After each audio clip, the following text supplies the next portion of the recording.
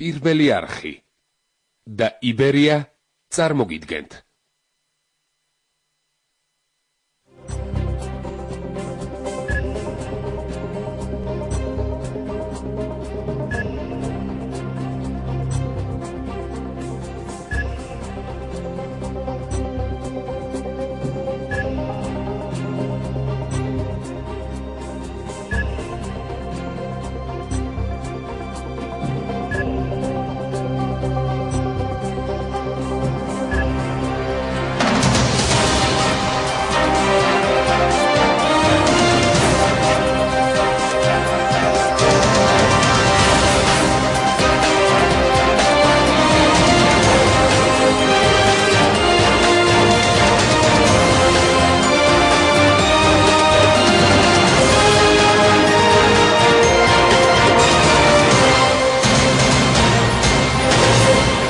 პოლიტიკური კვირა წარმოგიდგენთ სამ გიორგის, გიორგი გაჩეჩილაძე, გიორგი ბარამიძე და გიორგი ცაგარეიშვილი. ქართული პოლიტიკა 9 აპრილამდე 4 დღით ადრე.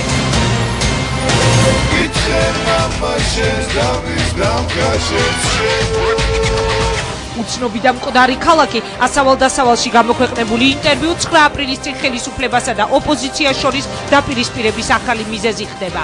ჩვენ უკვე გადავიტანეთ ის უმძიმესი პერიოდები, როდესაც ჩვენი ქალაქის და ჩვენი ქვეყანას მკვდარ ქალაქს და მკვდარ ქვეყანას გავდა. მკვდარი ქალაქი არ ნიშნავს იმას, რომ იქ ადამიანები არიან მკვდრები. ეს არის პროტესტი იმ ქალაქის, რომელ ქალაქსაც არ უნდა ეს ხელისუფლება. მოусმინეთ უცნობს, რა სიტყვის ოპოზიციის მთავარი პოლიტიკური ხმა პირდაპირ ეთერში 9 აპრილის მოლოდინში. განაცხადის შეტანილია, აქცია დაიწყება 2009 წლის 9 აპრილის 14 საათზე და გაგრძელდება მიხეილ სააკაშვილის გადადგომამდე. გია გაჩეჩილაძის პოლიტიკური კვირა. რა უნდა გააკეთოს სახელმწიფომ, არ უნდა ირეაგიროს. ყისიერად, როცა ვიღაცა გამოდის და რაღაცა არ მოეწონება, აიღებს იარაღს ხელში და იზახის, რომ მე ავტომატით დგევარ აი აქ და რაც გინდათ ისქენი. ის ვარდების მთავრობის პირველი შინაგან საქმეთა მინისტრი იყო და დღემდე ხელისუფლების გუნდშია. რა განწყობით და მოლოდინით ხდება 9 აპრილს და რას პასუხობს ოპოზიციის მთავარ და ერთადერთ მოთხოვნას გადადგეს მიხეილ სააკაშვილი. მოусმინეთ პოლიტიკურ კვირაში გიორგი ბარამიძეს, ხელისუფლების, ოპოზიციის, ყოფილი და ამჟამინდელი თანამებრძოლების და მოახლოებული 9 აპრილის შესახებ. მაშინ რა დაგწენია ჩვენ? თუ არა მოსვლა ისევ აქ და დგომა ერთად. გამარჯვებამდე, იქამდე სანამ ჩვენ არ მივიდეთ, ჩვენ ამას ბოლომდე. ის დღეს მეორე ნაპირზეა, თუმცა ამბობს, რომ 9 აპრილს იმ მიტინგებს შეუერთდება, რომელსაც მისი ყოფილი თანაგუნდელები გეგმავენ. გია ცაგარეიშვილი ინიციატივით გამოდის ოპოზიციისა და ხელისუფლების დიალოგი პატრიარქის თანდასწრებით გაიმართოს. ცაგარეიშვილის პროგნოზი, ვისი გამარჯვებით დასრულდება 9 აპრილის ბრძოლა.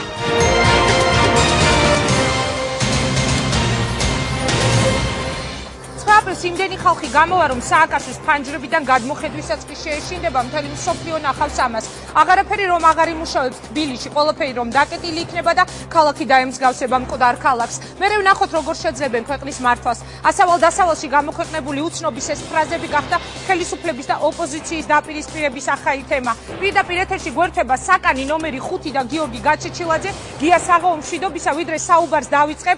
ერთი ძალიან ნაცნობი კლიპი მინდა კიდევ ერთხელ შევთავაზო მაყურებელს, რომლის ნაწყვეტებიც ამას წინათ სხვათა შორის გამოვიყენეთ ჩვენს გადაცემაში და დღესაც მინდა კიდევ ერთხელ ვაჩვენო ჩვენს მაყურებელს. დღეს უფრო აქტუალურია ეს კადრები და ამაზე უკვე კლიპის ნახვის შემდეგ მე და შენ ვისაუბრებთ. საღამო მშვიდობით, დიდი მადლობა. დაცვას რაცია, რა მამაცია, როგორი კაცია, სახი აქ სანქცია. ვაგონი მიხრის, ვაგონი მიხრის. იმყავა მაგარების ვიანდაცად, კარგია ჩემი კობის ვიგები. არ მოუსმენ არავისი ადანს, არ ვინანებ შენს გვერდით ნომერები. დავიგე სადი თავი სანარა დრო, ისედაც მენი ჩემი პატარა. არ ყოფილა ეს უცნება პატარა, არი თავი შენთან ერთად პატარა. დიდი მადლობა! დიდი მადლობა! საქართველოს რესპუბლიკის პრეზიდენტ!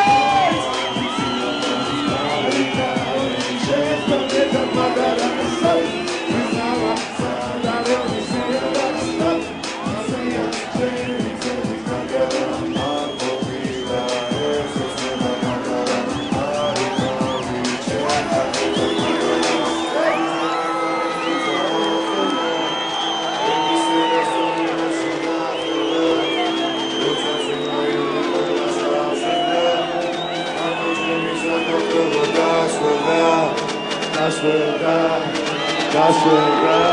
დიდი მადლობა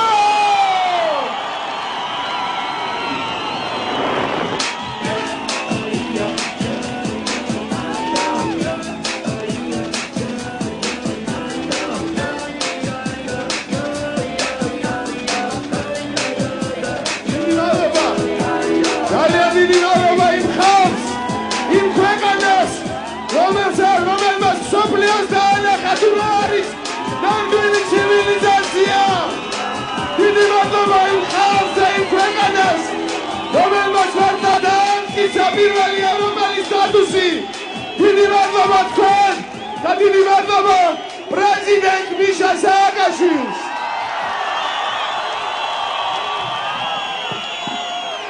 რევოლუციის პათოსი ახლა კი წინ არის 9 აპრილი გია გაჩეჩილაძეს მინდა ეხლა უთხრა პირველად როდესაც პოლიტიკურ კვირაში იყავი გია თუ არ ვცდები სწორედ საკაი ნომერი 5-ის პრეზენტაცია მოხდა მაშინ ჩვენს გადაცემაში არ დამიჯერებს მაყურებელი მაგრამ არ გამახსენდა ეს კლიპი და როდესაც ჩვენ წახვედი ჩვენი ეთერიდან შემდეგ მთელ ჩემს ჯგუფს ვეკითხებოდი რომ რატომ არ ვაჩვენეთ ეს ყველაფერი თქო ეს იყო რევოლუციის დროინდელი პათოსი რა პათოსით ხდება ეხლა გია გაჩეჩილაძე 9 აპრილს დავიწყოთ გამარჯობა პირველ რიგში მოგესალმებით სრულიად მთელ საქართველოს იმიტომ რომ ძალიან დიდი მადლობა ინგა ერთადერთი შენ თუ გაგახსენდები და ესე თქვათ მთელ არა შენ ყველას ახსოვხარ არა მე ვიძახი ტელესივრცეს ვიძახი სადაც პირველად მომეცა საშუალება რომ საქართველოს სრულიად საქართველოს მოსახლეობას მივმართო მოვეფერო და მოვესიყვარულო აქედან ეს შენი დამსახურება იმიტომ რომ მე არც ერთმა ტელევიზიამ არ მომცა ამის საშუალება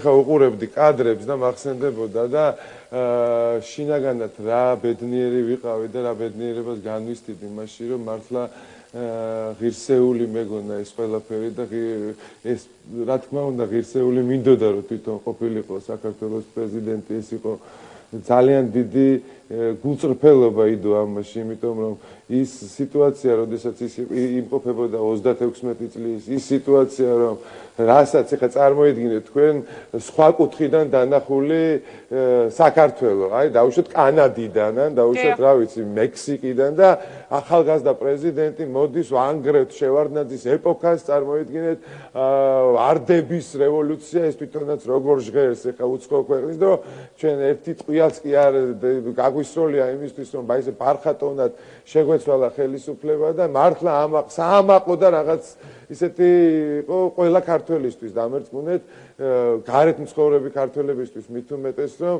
ეს ყველაფერი კარგად რო განვითარებულიყო რა თქმა უნდა და კარგი განვითარება რო ყოფოდა ამ ყველაფერს და ის სიტუაციები რაც თუნდაც მაშინ მიხეილ სააკაშვილი პირდებოდა და ესე ვთქვათ გვატყუებდა ჩვენ პირველ რიგში და ეხლა მისი ტყუილების უკვე აღარავის აღარ ჯერავს დარწმუნებული ვარ და აღარ ჯერავს კიდე იმ ადამიანებს და დასავლეთს გულისხმობ ვისაც კიდევ ჯეროდა რომ ის რაღაც ახალი დემოკრატიული ტალღას იწყებდა საქართველოში აი აღარავის აღარ ჯერავს აი სამწუხაროდ ყველანაირი სიტუაცია ქონდა მიხეილ სააკაშვილს იმისთვის რომ ნორმალური და კარგი ქვეყნის მშენებლობა დაეწყო თავისუფალი ადამიანების ერთობა რასაც ქვია მაგრამ ეს შანსი ვერ გამოიყენა თუ არ გამოიყენა გია ერთი კითხვა მინდა დაგისვათ აი გაიხსენე წეღან რომ როგორი პათოსი მქონდაო როგორი ავსებული ვიყავიო ასევე პათოსი აქვს ეხლა გია გაჩეჩილაძეს როდესაც ახალი რევოლუციისკენ ახალი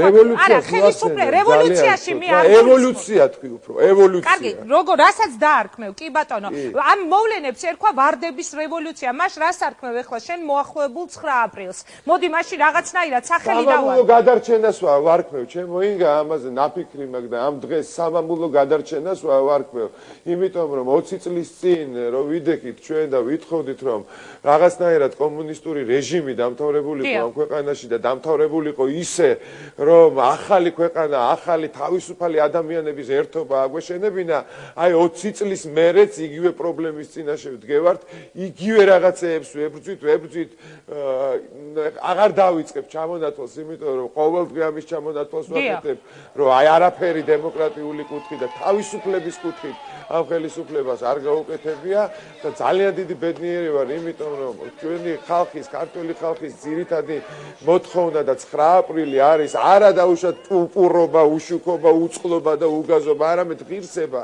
ის ღირსება, რომელიც შელახულია, რომელიც ძალიან უნდათ რომ ფეხები დააბიჯონ ამ ყველაფერს ამ სიმართლეს ფეხები დააბიჯონ და აბატონონ ტყუილი ამ ქვეყანაში, მაგრამ აღარ გამოსდა. კარგით, აღარ გამო, მე ამაზე უნდა დაგისვათ კითხვა, რა გაძლევ თქვათ ამ ოპტიმიზმის საფუძველს, მაგრამ 2-3 წუთში თუ შეიძლება. მანამდე ერთი ასეთი კითხვა, თუ კი მაშინ ასე იყო ავსებული გია გაჩეჩილაძე, ყოველგვარი ქვეტექსტის და რაღაც პოლიტიკური ემოციების და დატვირთვის გარეშე ვსვამ მე ამ შეკითხვას.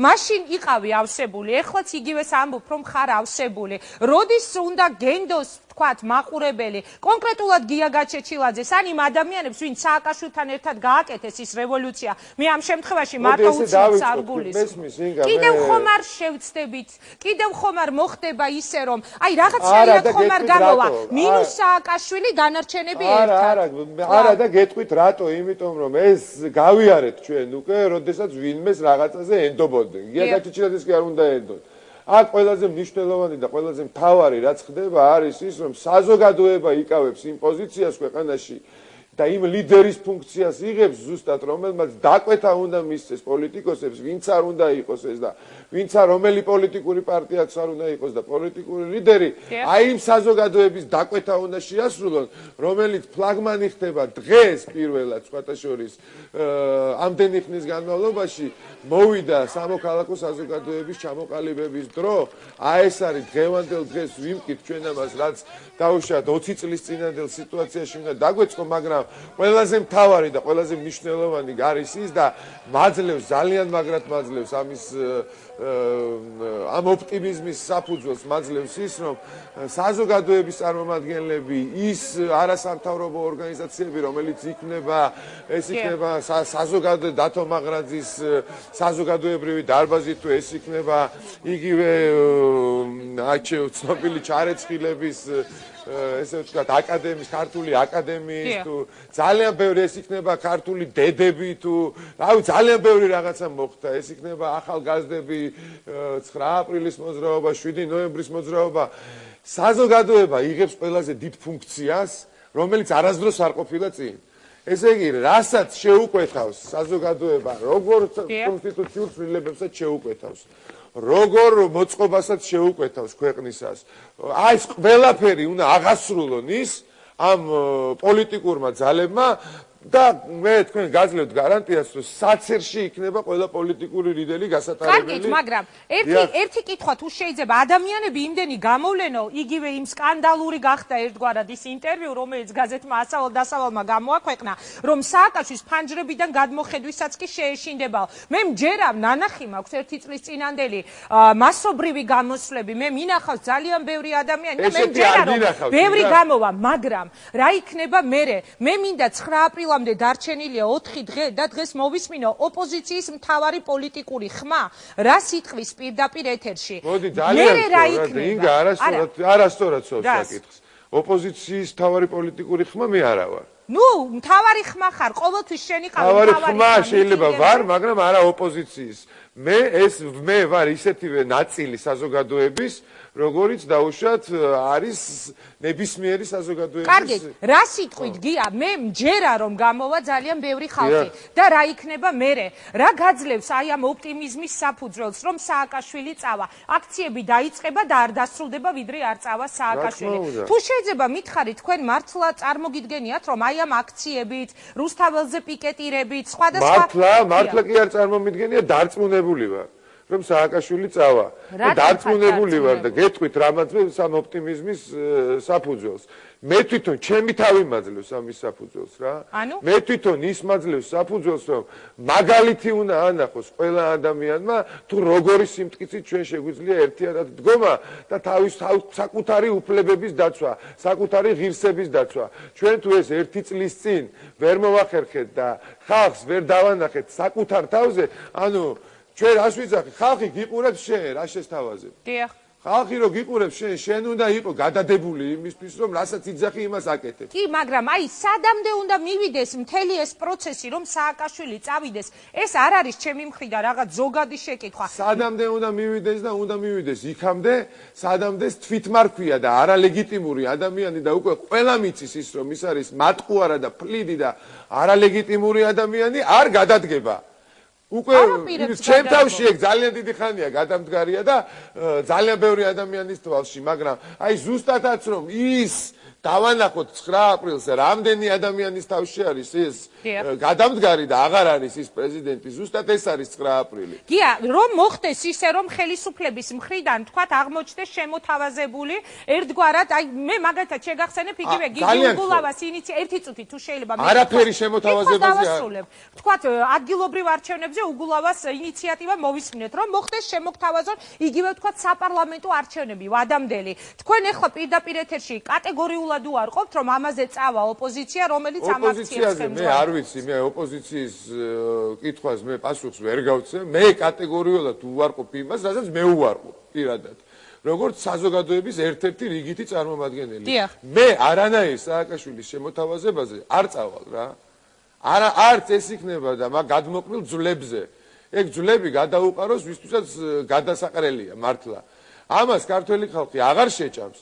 რადგანაც ერთხელ შარშან მოხდა ისეთი რაღაცა, რომ რაღაცნაირად ძალიან დიდი შეცდომა იქნა დაშვებული, რომ პირდაპირ ეთერში არ გაშუქდა ეს ყველაფერი, რაც როგორ მიდიოდა მოლაპარაკება, თქვა ლევან გაჩეჩილაძეს, ფოსტები დათოუსუფაშეს და სააკაშვილის შორის. ძალიან დიდი შეცდომა იყო. ამ თემაზე მე და თქვენ ბევრი გვისაუბრია და არ მინდა რომ ეხლა ამ თემაზე დრო დავკარგოთ. ყოველ შემთხვევაში ჩემგან გამორიცხულია, რომ რამე მოლაპარაკებებზე და რაღაც გარდა იმისა, რომ მიხეილ სააკაშვილი უნდა გაშორდეს პოლიტიკურად საქართველოს, უნდა გაშორდეს და დაივიწყოს საქართველოს, იმიტომ რომ იყო ის უკვე და ნახეთ რაც გააკეთა და რა რესურსიც დარჩა საბოლოო ჯამში ქვეყნის სამართავად და რაც გაუკეთა საქართველოს, მიხეილ სააკაშვილი უნდა მოშორდეს პოლიტიკურად საქართველოს და ეს იქნება ერთადერთი და მხოლოდ ერთადერთი მოლაპარაკების საგანი, რაც შეიძლება რომ არ გადადგეს, გია. მე მესმის შენი პათოსი, მე მესმის ეს ხმა, რომელიც ახლა პირდაპირ ეთერში მარტო საქართველოში არ ესმის სხვა შორის მაყურებას, საქართველოს ფარგლებს გარეთაც ალბათ გიყურებენ, გისმენენ და რომ მოხდეს ისე არ გადადგა, აგრძელებს ქვეყანა ჩვეულებრივად ცხოვრებას. არ არსებობს ჩვეულებრივად ვერ გააგრძელებს ქვეყანა, როდესაც ძალიან ბევრი ადამიანი, ძალიან ბევრი დღის განმავლობაში იქნება ძალიან სერიოზული პროტესტი. როგორ უნდა გაგრძელდეს ცხოვრება ჩვეულებრივად, თბილ გამაგებინეთ. არა, მე ჩვენ ყოველას ნანახი გვაქვს თქვა ძალიან დიდი პროტესტი და შემდეგ ის რომ ესეთი პროტესტი არავის არ აგართ ნანახი, რაც იქნება 9 აპრილს მერწმუნეთ.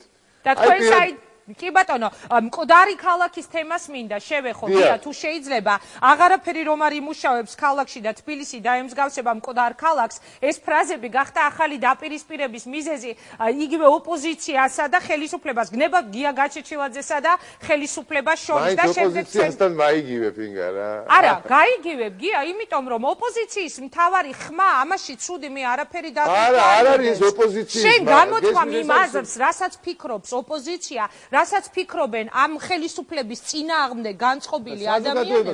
საზოგადოებაზე მაქვს საუბარი, ოპოზიცია მარტო არ იგულისხმება შენს აი ამ პროტესტს. მაშინ საზოგადოება თქვი და არა ოპოზიცია, ძალიან. კარგი, ნუ შემედავები. ეხლა მე მგონი ამაზე დავა არ ჩემი ხათრით, კი ბატონო, შენი ხათრი იქნება და თხოვნა, რომ სადაც ახსენებს საზოგადოებას იმის ნაცვლად თქვა, ისა ოპოზიცია იმის ნაცვლად თქვა საზოგადოება. ოპოზიციაც საზოგადოებაც და თქვა ყველა ის ადამიანი, ვინც არის განწყობილი ამ ხელისუფლების წასასვლელად.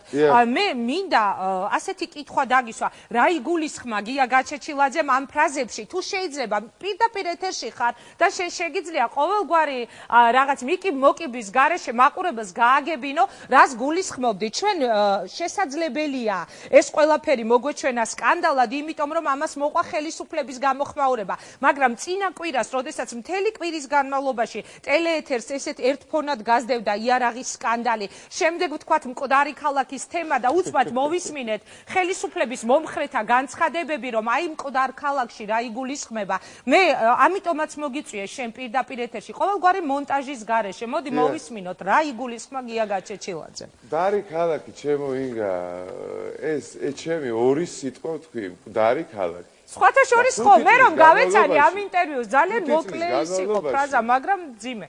5 წლის განმავლობაში ეს ქვეყანა რომ მოკვდა საერთოდ. ქალაქებზე ხო ლაპარაკი აღარა მაქვს. მართლა რასაც იგულისხმება, მართლა სიკვდილი რაც იგულისხმება და დახვრეტები საკუთარ ქალაქში ახალგაზრდა ბიჭების. მაშინ რატო არ ქონდათ ესეთი რეაქცია ხელისუფლების წარმომადგენლებს და კონკრეტულად იმ ადამიანებს ძალიან მიყვირს მე. ჩემ ამ ორმა სიტყვამ ესე გააღიზიანა და გააბრაზა და აუხსნი კი ბატონო. სიკვდილითა დამთრგუნველი არის მოგისმენიათ ესეთი ისა მოგისმენიათ ეს არის სიტუაცია, როდესაც საკუთარი სიკვდილის ფასად ამარცხებს სიკვდილს და ხდები თავისუფალი და სიცოცხლის უნარიანი. ეს ვიგულისხმე ზუსტად მკვდარ ქალაქში სიკვდილითა დამთრგუნველი. და ეს რატომ უყვირთ ესე რომ დაუშვათ გიგი უგულავა გამოდის იმ დღეს და იძახის რომ აი უცნობმა როგორ თქო ეს მყარი ქალაქიო მე 2000 წელს იქ ყველაფერი מחარებს თქო რომ მღეროდი მე აბსოლუტურად გულიდან წამოსულ მღეროდი იმიტომ რომ გეფიცებით ყველაფერს ორ კვირაზე მეც ვერსად ვერ ვძლებ სადაც არ უნდა წავიდე მენატრება ის ურთიერთობები მენატრება ელემენტარულად ქართულ ენაზე მეგობრებთან თუ სხვებთან რა მნიშვნელობა აქვს ჩემ ენაზე სადაც ვიცი რომ ვიღაცის უცხო არა ვარ სადაც ვიცი რომ შინაური ვარ სადაც მისმენენ სადაც უსმენ სადაც მიყვარ სადაც უყვარ ვარ ეს არის ჩემთვის ეს არის ეს ქალაქი და ეს ქალაქი მოკლეს მომიკლეს ეს ქალაქიც და ამ ქალაქის გარდა მილიონი ესეთი საქართველოში რავი რამდენი ქალაქი ჩამოგითვალოთ დღეს საქართველოში მკვდარი კარგით. და მე მინდა 9 აპრილამდე კიდევ ერთხელ ვიტყვი, დარჩენილია 4 დღე და გია გაჩეჩილაძეს დაუსვა შეკითხვა, აი ამ 9 აპრილის გეგმებთან დაკავშირებით. თუ შეგიძლიათ გითხრათ, როგორ განვითარდება პროცესები, როგორ ელოდებით თქვენ აი ამ მოვლენების განვითარებას და ელოდება თუ არა პირადად უცნობი, რომ აქცია შესაძლებელია დაარბიონ, მოხდეს ძალისმიერი ჩარევა ან რაღაც ამდაგვარი. ძალიან დიდი მადლობა ამ შეკითხვისთვის ინგა და ძალიან დიდი მადლობა მინდა კიდე მოგიხადო იმიტომ რომ დღეს ახლა მთელი საქართველო მიყურებს და მართლა ეს რაღაცნაირი ჩემზე სიუჟეტები რო გადიოდა კონტექსტიდან ამოგლეჯილი ესე იგი რას გულისხმობთ ეროვნულ ფაღარათთან დაკავშირებით ეროვნულ ფაღარათთან დაკავშირებით ადრები მაქვს სხვათა შორის ანუ აი ეს გადაცემა საერთოდ ვინც იცის და ვინც უყურებს მე მხედველობაში მყავს ის ადამიანები ვინც უყურებენ ამ შოუს და იციან როგორ არის აგებული როგორ ოდის იწყება თქვა გივისპირული რაზე არის გივისპირული როგორ არის ანუ ვინც იცის ის მიხვდება ეხა ამას მაგრამ ვინც არ იცის ეხა თქვენ წარმოიდგინეთ რუსთავი 2-ზე გასული კადრი რომ უცნობი საკნიდან ყვირის ეროვნული ფაღარათი და ფაღარათი გვაქვს ყველას ქართველი როგორი სანახავი იქნება იმ ადამიანისთვის ვისაც ეს შოუ არ უნახია წარმოგიდგენიათ თქვენ აი ეს გლიჯავენ კონტექსტიდან ყველაფერს უნდათ რომ წარმომაჩინონ გიჟად რომ აი რას აკეთებს უცნობი და როგორ აკეთებს და არც იციან რომ ეს დავიწყებული და დაბერებული მეთოდია ეს როგორ შეიძლება ეს არის თამაში ეს არის ერთი მსახიობის თეატრი რომელიც იწყება გივის პირულის დროს აი ამ ერთი მსახიობის თეატრის გამოიყენეს იმათი რომ ჩემს მიმართ რაღაცნაირად აი ესეთი მურტალი შავი ტალღა აგორონ და თქვან რომ აი უცნობი თურმე რეებს აკეთებს იქ და აი რეებს ყვირის და აი მტარი ქალაქი და აი ფაღარათი და დიახაც ეს ესე იქნება აუცილებლად იმიტომ რომ ეს მედია ამ ხელისუფლების პირობებში არ არის როგორც დამოუკიდებელი მედია რასაც ჩასძახებთ იმასაც ამოძახებს მაგრამ კონტექსტიდან ესეთ ამოჭრილ რაღაცას იქ ადამიანი რო უყურებს სიტყვაზე ბაღდადში სადაც არ გადის მაესტრო და შეხედავს ამ კადრებს იფიქრებს რომ ეს კაცი მართლა რაღაც მე თვითონაც ამას ვიფიქრებდი. კარგი, გია. კონტექსტიდან ამოგლეჯის. მაშინ პირდაპირ ეთერს რატო არ გვაძლევენ? აი, ეხლა ხარ პირდაპირ ეთერში და მე გია გესმის ჩვენი ხმა? გიას ხმა არ მესმის. გია. თქვენი ხმა არ გია გესმის? გესმით ჩვენი ხმა? მე მინდა ვთხოვო რეჟისორს თუ შეიძლება ხმა მივაწვდინოთ ესე არ შეწყდეს ჩვენი საუბარი მე მას მინდა დაუსვა ბოლო კითხვა გია თუ გესმის ჩვენი გია ანუ ჩვენი დრო იწურება თქვენ შემდეგ მე სტუდიაში მყავს ხელისუფლების გუნდის ერთ-ერთი წარმომადგენელი ეს არის ბატონი გიორგი ბარამიძე და მასთან რაიმე შეკითხვით ხომ არ გადახვიდოდი და მე ამ შეკითხვით დავიწყებდი სწორედ ჩვენს ხელისუფლებასთან საუბარს ისე კი წეგან გეუბნებოდი ჩვენი ხმა რო არ გესმოდა ეხლა მეთქი პირდაპირ ეთერში ხარ, ყოველგვარი მონტაჟის გარეშე შენ გაქვს ძალიან დიდი საშუალება. მადლობა, ინგადა, თუ შეგიძლია 3 წუთი დამისმე. გისმენ ზუსტად 3 წუთი და შემდეგ მე უკვე სტუდიაში გიორგი ბარამიძეს მოვიწევ. გისმენ? დიდი მადლობა 3 წუთი დამითმეთ პირდაპირ ეთერში და მიმართავ ჩემ საყვარელ ქართველებს, ჩემ იმ ადამიანებს, ვისაც ღირსება არ დაუკარგია და 5 წლის განმავლობაში კიდევ შერცად ღირსების გდება მთელ საქართველოს, რომ მთელი გული და სული ჩავდები მე პირადად აი ამაში და აი თავისუფლებისთვის ბრძოლაში. ეს ბრძოლა არის ჩემთვის ყველაფერი, ეს ბრძოლა არის ჩემთვის სიცოცხლე. ეს ბრძოლა არის ჩემთვის ის, რომ პირველად არ ვიძახი და კიდევ ვიტყვი ალბათ ამას, რომ სისხლის უკანასკნელ წვეთამდე, ჰაერის უკანასკნელ ამოსუნთქვამდე, თუ კი ამ ორგანიზმში რამე ნორმალური და ღირსეული არსებობს, დავაკეთებ იმას, რომ ეს რეჟიმი, პოლიციური რეჟიმი, ეს საშინელი რეჟიმი, რომელიც თავზე მოგვახვია თვითმარქვიების ბანდამ, ძალიან მალე მოშორდეს საქართველოს სინამდვილეს და დაიწყოს ისეთი სამაგალითო ქვეყნის მშენებლობა, რომლის ღირსები ძალიან დიდი ხანია ჩვენ ვართ და რომელიც ელემენტარულად ყველანაირი დრო გავიდა, ყველაფერი გავიზარდეთ, საზოგადოება გაიზარდა ამ 20 წლის განმავლობაში და აღარ დაუშვებს იმ შეცდომებს, ჩემო ტკბილო და ლამაზო ქართველებო, რაც დიდი ხნის განმავლობაში, 20 წლის განმავლობაში იყო დაშვებული. დიდი მადლობა. მინდა გითხრათ, რომ ის საზოგადოებრივი პროტესტი, ის საზოგადოებრივი მოძრაობა, რომელიც აი ამ ყველაფერს დაუკვეთავს პოლიტიკურ პარტიებს, რომელიც უნდა აღსრულდეს შემდეგ 1000 საცერში იქნება გატარებული ყველა პოლიტიკოსი და ყველა მათი მოძრაობა. ყველაფერზე იქნება პასუხი გაცემული ნორმალურ არჩევნებამდე. სანამ ნორმალური არჩევნები ჩატარდება აბსოლუტურად ყველა ლიდერის მიმართ. და მე ჩემი პირადად აი გეუბნებით, რომ ის ხო არის, რომ დაუშვათ აი ეს პროექტი გრძელდება იქამდე, სანამ ეს რეჟიმი იარსებებს. მაგრამ აი კიდევ პირველად ვიძახი თქვენს ეთერში ამას, ეს პროექტი არ დამთავრდება, სანამ საზოგადოება თავიდან ბოლომდე არ მოვა აზრზე და არ იქნება იმის საქმის ყურში, რომელი პოლიტიკური პარტია თუ ლიდერი რას წარმოადგენს თავიდან ბოლომდე და თავიდან ბოლომდე არ იქნება გაშიშვლებული თავიანთი საზოგადოების წინაშე. მე არასოდეს არ მიფიქრია ის, რომ როდესღაც და რომელიმე პოლიტიკურ ძალაში ან პოლიტიკოსი გამختარიყავი, არც ეხლა არ ვფიქრობ ამას, მაგრამ იმ საზოგადოების წევრი აუცილებლად ვიქნები, რომელმაც უნდა აკონტროლოს ყოველთვის ხელისუფლება. გია, ძალიან დიდი მადლობა მინდა გადაგიხადო, წარმატებებს გისურვებ. გმადლობ, რომ მიიღე მონაწილეობა ჩვენს ეთერში. სხვა შორის უკვე მეორედ ხარ პოლიტიკური კვირის სტუმარი, მე როგორც ვატყობ, მოვლენები ისე განვითარდება, არ გამოვრიცხავ მესამე და მეოთხედაც დავთანხმდი ალბათ სტუმრობაზე. აუცილებლად იქნება. ძალიან დიდი მადლობა. მაშასე თქვენ უსმენდით გია გაჩეჩილაძეს, მე მას უსურვებ წარმატებებს პოლიტიკურ კვირას კი განაგრძობს მეორე გიორგი ხელისუფლების გუნდიდან. ძალიან ბევრ სახეს იხილავთ აპრილის შუა რიცხვებში სააკაშვილის გარემოცვიდან წამოსულს. გონია რომ ეს პირველი გია ბარამიძე იქნება, აცხადებს კახაკუკავა ალიას ინტერვიუში. კვირის პალიტრაში კი ნინო ბურჯანაძე წერს ბარამიძეს, რომ სინდისი ხონდეს ხელისუფლებიდან დიდი ხნის წამოსული იქნებოდა. მან ბევრი რამ იცის, რა ხდებოდა შარშან აპრილში აფხაზეთში მოსაოდნელი ომის თაობაზე და რა ხდებოდა აგვისტოში. რას პასუხობს გიორგი ბარამიძე ამ განცხადებებს და მართლა შეიძლება თუ არა იგი ოპოზიციაში ვიხილოთ ისევე როგორც მისი ყოფილი თანაგუნდელები. ამის თაობაზე კულუარებში ხშირად საუბრობენ, ეს თემა განსაკუთრებით აქტუალური გახდა მას მერე, რაც ვიცე-პრემიერმა ბარამიძემ გააკეთა განცხადება, რომ სანდრო გირგვლიანის მკვლელებისთვის სასჯელის განახევრება, რომელიც პრეზიდენტის განკარგულების საფუძველზე მოხდა, დიდი პოლიტიკური შეცდომა იყო. მარშალ გიორგი ბარამიძე, საქართველოს ვიცე-პრემიერის სტუდიაში, მე მას მივესალმები, გადაუხდი დიდ მადლობას გადაცემაში მონაწილეობის. როგორ ბრძანდებით? ხო, დაბრძანდეთ, ბატონო გიორგი. შეკითხვები პრინციპში უკვე დასმულია, ჩვენი საუბრის შინაარსით დაახლოებით გამოკვეთილი. მოდით დავიწყოთ, თუ შეიძლება პირველ რიგში თქვენი შეფასება მინდა. შეფასება კი არა და მოლოდინი ერთგვარი. პოლიტიკური 9 აპრილამდე 4 დღე რჩება, როგორ ელის ხელისუფლება ამ მოვლენების განვითარებას. მე ვფიქრობ, ჩვენ უბრალოდ მარტო ხელისუფლებაზე კი არა, უნდა ვილაპარაკოთ თითოეული ჩვენთაგანი, როგორ განვიცდით ამ მოვლენას. პირადად მე ძალიან ვღელავ, ისე როგორც ალბათ ქართული ხალხის უდიდესი ნაწილი. რატომ ღელავთ გეშინიათ რამეს? რა თქმა უნდა. რის?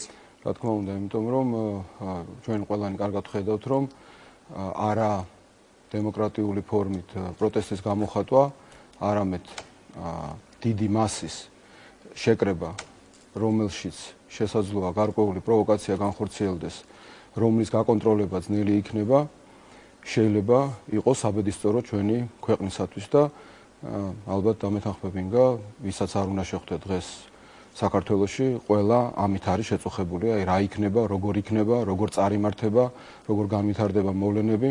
ზოგი შეწუხებული, ზოგი მოლოდინის რეჟიმში, თუმცა იმაში გეთანხმებით, რომ ეს არის კითხვა, რომელსაც მე პირადად მისვამს ყველა, რა იქნება 9 აპრილს. ამას ვამს ყველა და ეს მე მგონი აბსოლუტურად ნორმალურია, ადამიანურია და ჭკვიანურია, იმიტომ რომ ერთია რომ შენი პოლიტიკური მიზნები გქონდეს, ვიღაცას პროტესტი ვთქვათ, გამოუთქვა, გამოხატვა შენი აღშფოთება და მე ძალიან კარგად მესმის პოლიტიკოსებისაც, რომლებსაც თავისი პოლიტიკური მიზნები აქვს და რა თქმა უნდა, პირველ ყოვლისა ძალიან კარგად მესმის მრავალი ათასი ჩვენი თანამემამულის, რომელსაც ძალიან მძიმე მდგომარეობა აქვს, ყოფითი ეკონომიკური თუ ასე ვთქვათ, უსამართლობასთან დაკავშირებით, თუ კი რაიმე ამდაგვარი მომხდარა ამ ქვეყანაში ოდესმე, ეს ყველაფერი ერთად არის აკუმულირებული. თუ კი მომხდარა თუ მომხდარა, მე მაინტერესებს რა სიტყვის გიორგი ბარამიძე.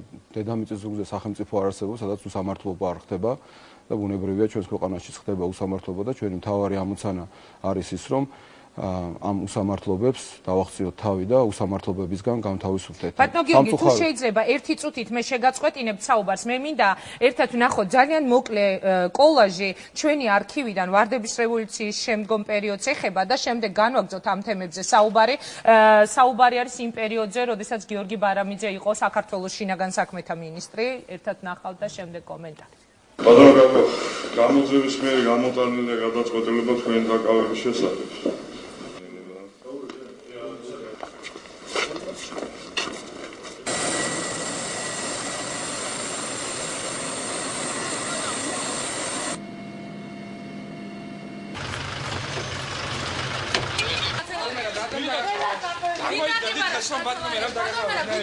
ესეთი რამე ახლა ვიღაცამ ტელეფონით ანონიმურად დამირეკა.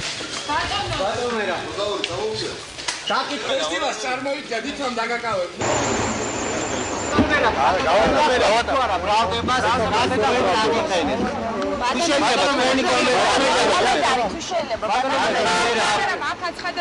ნამდვილად მიდიოდით საქართველოდან ჩუმად?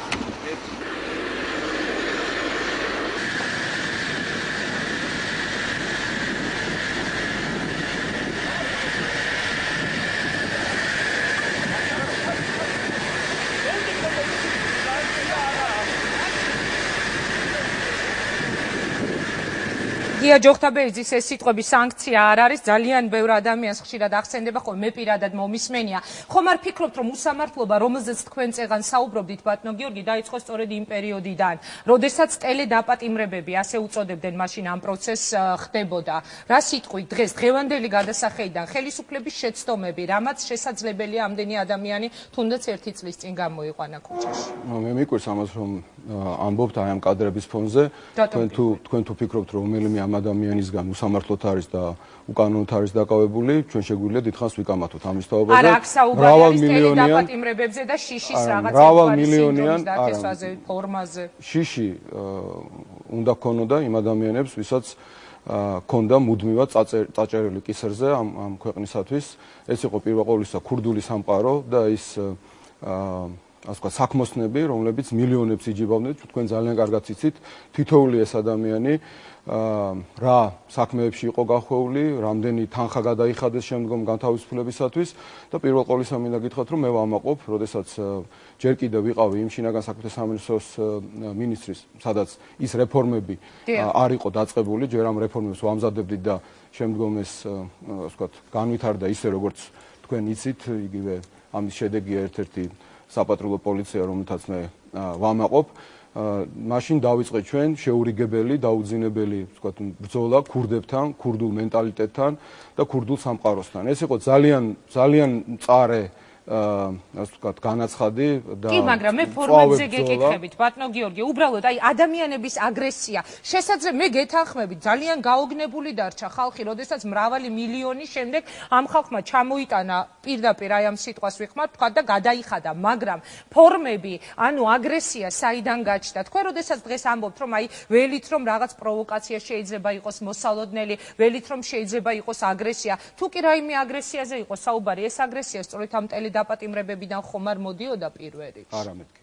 იმიტომ რომ მე მიმაჩნია, რომ მაშინ ჩვენ დაუძინებელი ბრძოლა უნდა გამოგვეცხადებია ამ კრიმინალური სამყაროსათვის და სწორედ მათ ფეხქვეშ ცეცხლი უნდა დანთებულიყო, ქურდული სამყარო უნდა მოცილებულიყო ჩვენს ქვეყანას და ჩვენი ამოცანა შევასრულეთ.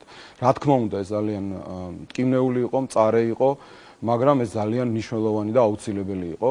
და მჯერა რომ შესაბამისად ამის შემდგომ შესაბამისი ცვლილებებიც უნდა განხორციელებულიყო და განხორციელდა კიდევაც. ეხლა ამ დაგვარი ტელედაპატიმრებები აღარ ხდება, თუმცა მაშინ მაგალითად იგივე კაკოჩხაიძის დაპატიმრებასთან დაკავშირებით თქვენ გახსოვთ მაშინ ასე ტრაგიკომიკული სიტუაცია იყო, კაცი იმალებოდა აჭარაში ჰოსპიტალში აუმფარებული ასლან აბაშიძის რეჟიმს და ჩვენ უბრალოდ როგორც ოტო სკორცენმა მოიტაცა მუსოლინი, აი ესე მოვიტაცეთ ეს ადამიანი, მაშინ როცა არაერთჯერ გამოაცხადეთ, რომ იგი უნდა გამოცხადებულიყო პროკურატურის ასე ვთქვათ, განკარგულების საფუძველზე უნდა გამოცხადებულიყო სამართალდამცავ ორგანოებში და ჩამოიყვანდა ბუნებრივი ესეთი ოპერაცია არ შეიძლებოდა რომ მე კაკოჩხაიძის დამცველი ნამდვილად ვერ ვიქნები ხევანდელ ეთერში. უბრალოდ ფორმებზე მქონდა საუბარი, იმიტომ რომ შემდეგ აი ამ ყველაფერს მოყვა იგივე ნულოვანი ტოლერანტობა, დაუნდობელი ბრძოლა ნულოვან ტოლერანტობასთან, რასაც შემდეგ მოყვა ძალიან ცნობილი სკანდალები, ადამიანების ახალგაზრდა ბიჭების მკვლელობა და მე მინდა გიორგი ბარამიძეს არ აკავშირებთ ამ ნულოვან ტოლერანტობასთან, თქვათ იმას, რაც მოხდა ამირან რობაქიძის შემთხვევაში, რაც მოხდა გამცემლიძე გიორგის შემთხვევაში. ის არის ბრძოლის მეთოდი, როდესაც კრიმინალებს უგზავნი გზავნილს, რომ არავითარ შემთხვევაში, რაც არ უნდა ავტორიტეტული იყო, რაც არ უნდა გავლენიანი ყოფილიყავი, რაც არ უნდა ბევრი ფული გქონოდა, რაც არ უნდა ბევრ ადამიანებს აკონტროლებდე. ეს ამაში იგულისხმება ჩინოვნიკებიც და ამაში იგულისხმება პირველ ყოვლისა ეს ქურდები. არავითარ შემთხვევაში არ ელოდო რაიმე შეღავაც და ამ საზოგადოებას ჩვენ გავწმენთ აი ამ კრიმინალისაგან და ჩვენ ეს გავაკეთეთ. ხოლო რაც შეეხება იმ უბედურებებს, როდესაც სამართალდამცავ ოპერაციებს შეეწირა ადამიანები, ეს აბსოლუტურად სხვა თემაა. მაგრამ ნულოვანი ტოლერანტობის შედეგი იყო თუ არა ეს კონკრეტული ფაქტები. მე ამას თამამად იცით რატომ გეკითხებით. გიორგი ბარამიძის განცხადება იყო ძალიან თამამი განაცხადი, როდესაც თქვენ გააკეთეთ. იგა, როცა კითხვას მისმავ, მე გულისხმობ, რომ ამის შემდეგ საფუძველი და საშუალება მექნება რომ გიპასუხო. ხო და ამიტომ პასუხობ, რომ არავითარ შემთხვევაში ეს აბსოლუტურად ორი განსხვავებული რამ არის. ადამიანების სიკვდილი ეს სუსხვა თემაა და ეს ყოველთვის ტრაგედიაა და ეს ერთი მეორესთან ესე პირდაპირ დაკავშირებული არავითარ შემთხვევაში არ არის და არ უნდა დავაკავშიროთ.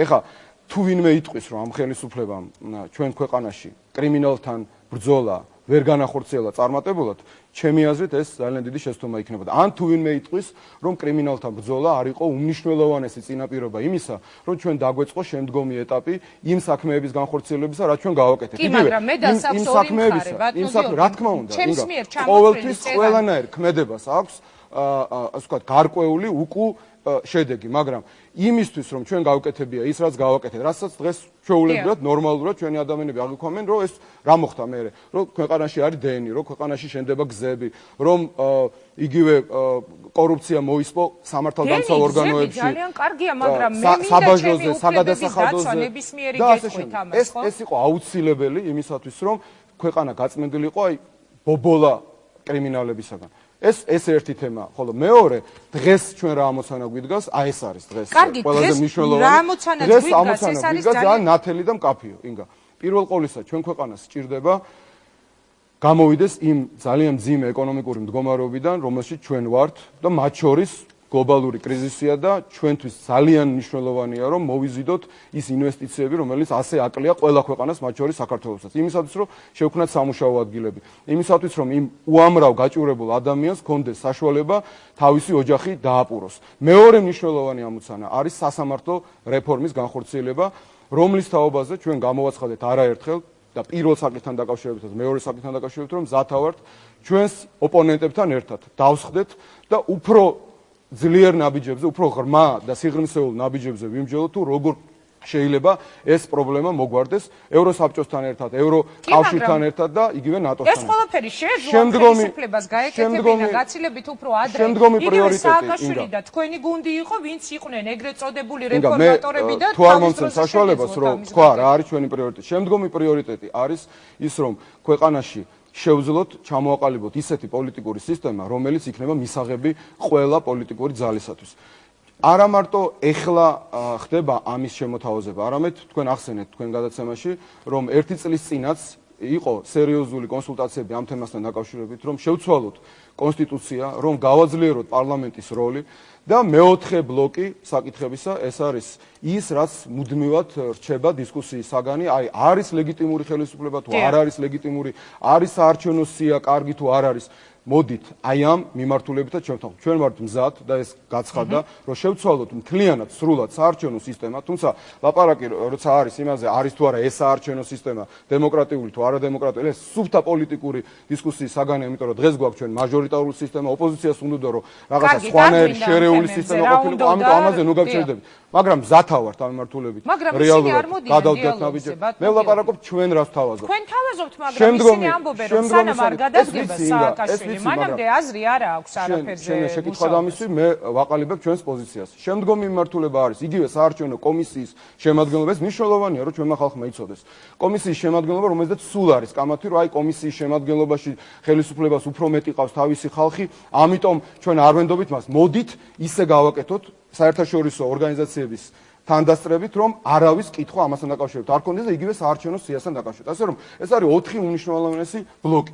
ამ ყველაფრისათვის ჩვენ ქვეყანას ჭირდება დემოკრატიული პროცესი, რომლის შემადგენელი ნაწილიც არის პროტესტი და კიდევ ერთხელ ვამბობ, მე ადამიანურად, მორალურად იმ ადამიანების გვერდზე ვდგევარ და ჩვენ ყველანი ერთად ვართ, იმიტომ რომ ის ხალხი, ვინც მოდის 9 აპრილს, ითხოვს აბსოლუტურად ნორმალურ საქმეს, რომ ქვეყანაში იყოს წესრიგი, ქვეყანაში იყოს ეკონომიკური განვითარება, ხალხს ჰქონდეს სამუშაო ადგილები, ქვეყანაში იყოს სამართლიანობა, ქვეყანაში იყოს დამოუკიდებელი სასამართლო ხელისუფლება, ქვეყანაში განვითარდეს დემოკრატიული ინსტიტუტები და ქვეყანა საერთოდ იყოს ნორმალურად განვითარებადი ქვეყანა, ევროპული და დემოკრატიული ქვეყანა. აი ამ ყველა მოთხოვნაში მე ვარ აბსოლუტურად და ჩემი მეგობრების უდიდესი ნაწილი და მთელი ხელისუფლება სოლიდარული ამ ადამიანებთან. მაგრამ ეხლა არ მოდის, ბატონო გიორგი, ისინი ამბობენ, რომ ეს არის ამას როგორ მივახციოთ? მე გეუბნებით, რომ ამას ჩვენ ვერ მივახცევთ დედაქალაქის თუნდაც იგივე კი ბატონო, მტარ ქალაქად გადაქცევად, ამას ჩვენ ვერ მივახცევთ პარალიზებით, ქუჩების პარალიზებით, სახელმწიფო დაწესებულებებით. ეს პირიქით უფრო ვარეს გამოიწვევს. ადამიანს თქვენი ოპონენტები ამბობენ, რომ ამდენი წელი უყურეთ ამ ხალხს და ნახეთ შედეგი რაც ძალიან ბევრი გაკეთებული საქმე, ძალიან ბევრი გაკეთებული საქმე, აი რაც ჩვენ ჩამოთვალეთ ახლა ყველამ კარგად იცის და ამაზე უამრავს ვლაპარაკობთ. ის საქმეები, რომელსაც აი ამ წუთას ვაკეთებ და მე მგონი მთელი ამ ხნის განმავლობაში ტელევიზია, მათ შორის ოპოზიციური ტელევიზიები აშუქებენ თუ რას აკეთებს ხელისუფლება და ასევე გვაქვს კონკრეტული საკითხები, რომელიც ძალიან ბევრი რამ დაგვრჩა გადასაწყვეტი და ჩვენ ვიწვევთ ჩვენს ოპონენტებს, ჩვენს პოლიტიკურ მოწინააღმდეგეებს.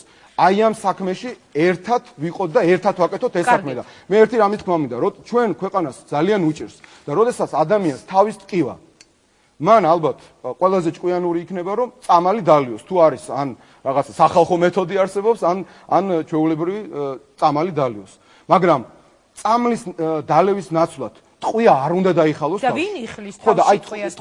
ტყვის თავში დახლა არის სწორედ ეს მეთოდი, რომ მოვახდინოთ პარალიზება ქვეყნის, მოვახდინოთ ქუჩების პარალიზება. თუ იქნება მშვიდობიანი პიკეტირება, თუ იქნება ეს დემოკრატიული ფორმა? ეს არის დემოკრატიული, ამაზე კი არის საუბარი. დემოკრატიული კი, მაგრამ ტყვის დახლა. თავში ტყვის დახლა ჩემი უფლებაა, ხო?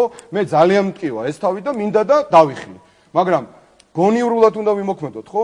ამას ვამბობ მე, რომ აი ამ თავის ტკივილს, რაც აქვს ჩვენ ქვეყანას, გადაკეტვებით, პიკეტირებებით, ქალაქის მტარ ქალაქად გამოცხადებით, ქუჩების ჩახერგვით, დაწესებულებების პარალიზებით ვერ უშველით. მას რა ქნან? თქვენ 2003 წელს იყავით თუ არა იქ, სადაც მზადდებოდა რევოლუცია. თქვენ 2003 წელს უკაცრავ ამას გეკითხებით სწორედ. შეხვედით თუ არა პარლამენტში, პირდაპირ შევარდნა მოხდა თუ არა პარლამენტში. თქვენ რას ეძახით უკაცრავად პარალიზებას? აბსოლუტურად ეს ხალხი ამბობს, რომ ჩვენ არსად შევარდნას არ ვაპირებთ, მაგრამ თქვენი ოპონენტები იმას ეძახიან მეც. რასაც ეძახიან ჩვენი ოპონენტები პარალიზებას, რომ არც ერთი სახელმწიფო დაწესებულება არ ემუშავებს, ქუჩები იქნება გადაკეტილი, მეც იგივე ზუსტად. ეხლა რაც შეეხება ჩვენს შევარდნას, ის არის აბსოლუტურად განსხვავებული საკითხი. გეტყვით რატო? იმიტომ რომ ის არჩევნები, რომლის საფუძველზე შევარდნაძე ცდილობდა პარლამენტის შეკრებას, გამოაცხადა თელმა მსოფლიომ, არა მარტო ქართველმა პოლიტიკოსებმა და ჩვენ არამედ თელმა მსოფლიომ გამოაცხადა არალეგიტიმურად და ამდენად ის პარლამენტი, რომელიც იკრიბებოდა, იყო არალეგიტიმური. ამდენად აი ამ პარლამენტის შეკრება ნიშნავდა ხელისუფლების უზურპირებას. ამიტომ გახდა აუცილებელი, რომ ეს არ დაეშვა ხალხს. დღეს სულ სხვა ვითარება არის. დღეს განა პრობლემები არ არის. მაგრამ რა თქმა უნდა, ჩვენ აი ამ გზით ვერ ვივლით, იმიტომ რომ არსებობს ქვეყანაში კი შეიძლება გააპროტესტოს ვიღაცა, მაგრამ ლეგიტიმური ხელისუფლება, გაკრიტიკებული არჩევნები, მაგრამ ლეგიტიმური ხელისუფლება და ამიტომ ამ გზით ვერან ვერ წავა. და მეორე ძალიან მნიშვნელოვანი, შევარდნაძის დროს ნიშანწყალიც და აი ნატამალიც კი არ იყო იმისა, რომ ჩვენ რაიმე შანსი ქონოდა წინ წავსულიყავით. ეხლა რისი შანსია, ბატონო გიორგი, გაქვთ პარლამენტი, რომელშიც ნახევარი ოპოზიცია არ შევიდა უფრო მეტი. პარლამენტამდე მივალთ. მაშინ ჩვენ ყავდა ხელისუფლება, როდესაც შევარდნაძემ აირჩია კახა თარგამაძეები და აი ეს გუნდი, რომელიც იყო ბოლომდე ჭაობში, ყველამდე კი არა, ბოლომდე კორუფციის ჭაობში, როდესაც ქურდებს სახელმწიფო მოხელეები აეროპორტში ციმციმიანი მანქანებით ხდებოდნენ და აი ეს იყო ქვეყნის მდგომარეობა, როდესაც დენი იყო სანატრელი, როდესაც ამ ადამიანები ამბობდნენ, ოღონ დენი მქონდეს, ოღონ 14 ლარიანი პენსია დროზე მოგცენ და მეტი არაფერი არ გვიდა. აი ეს იყო ჩვენი ქვეყანა.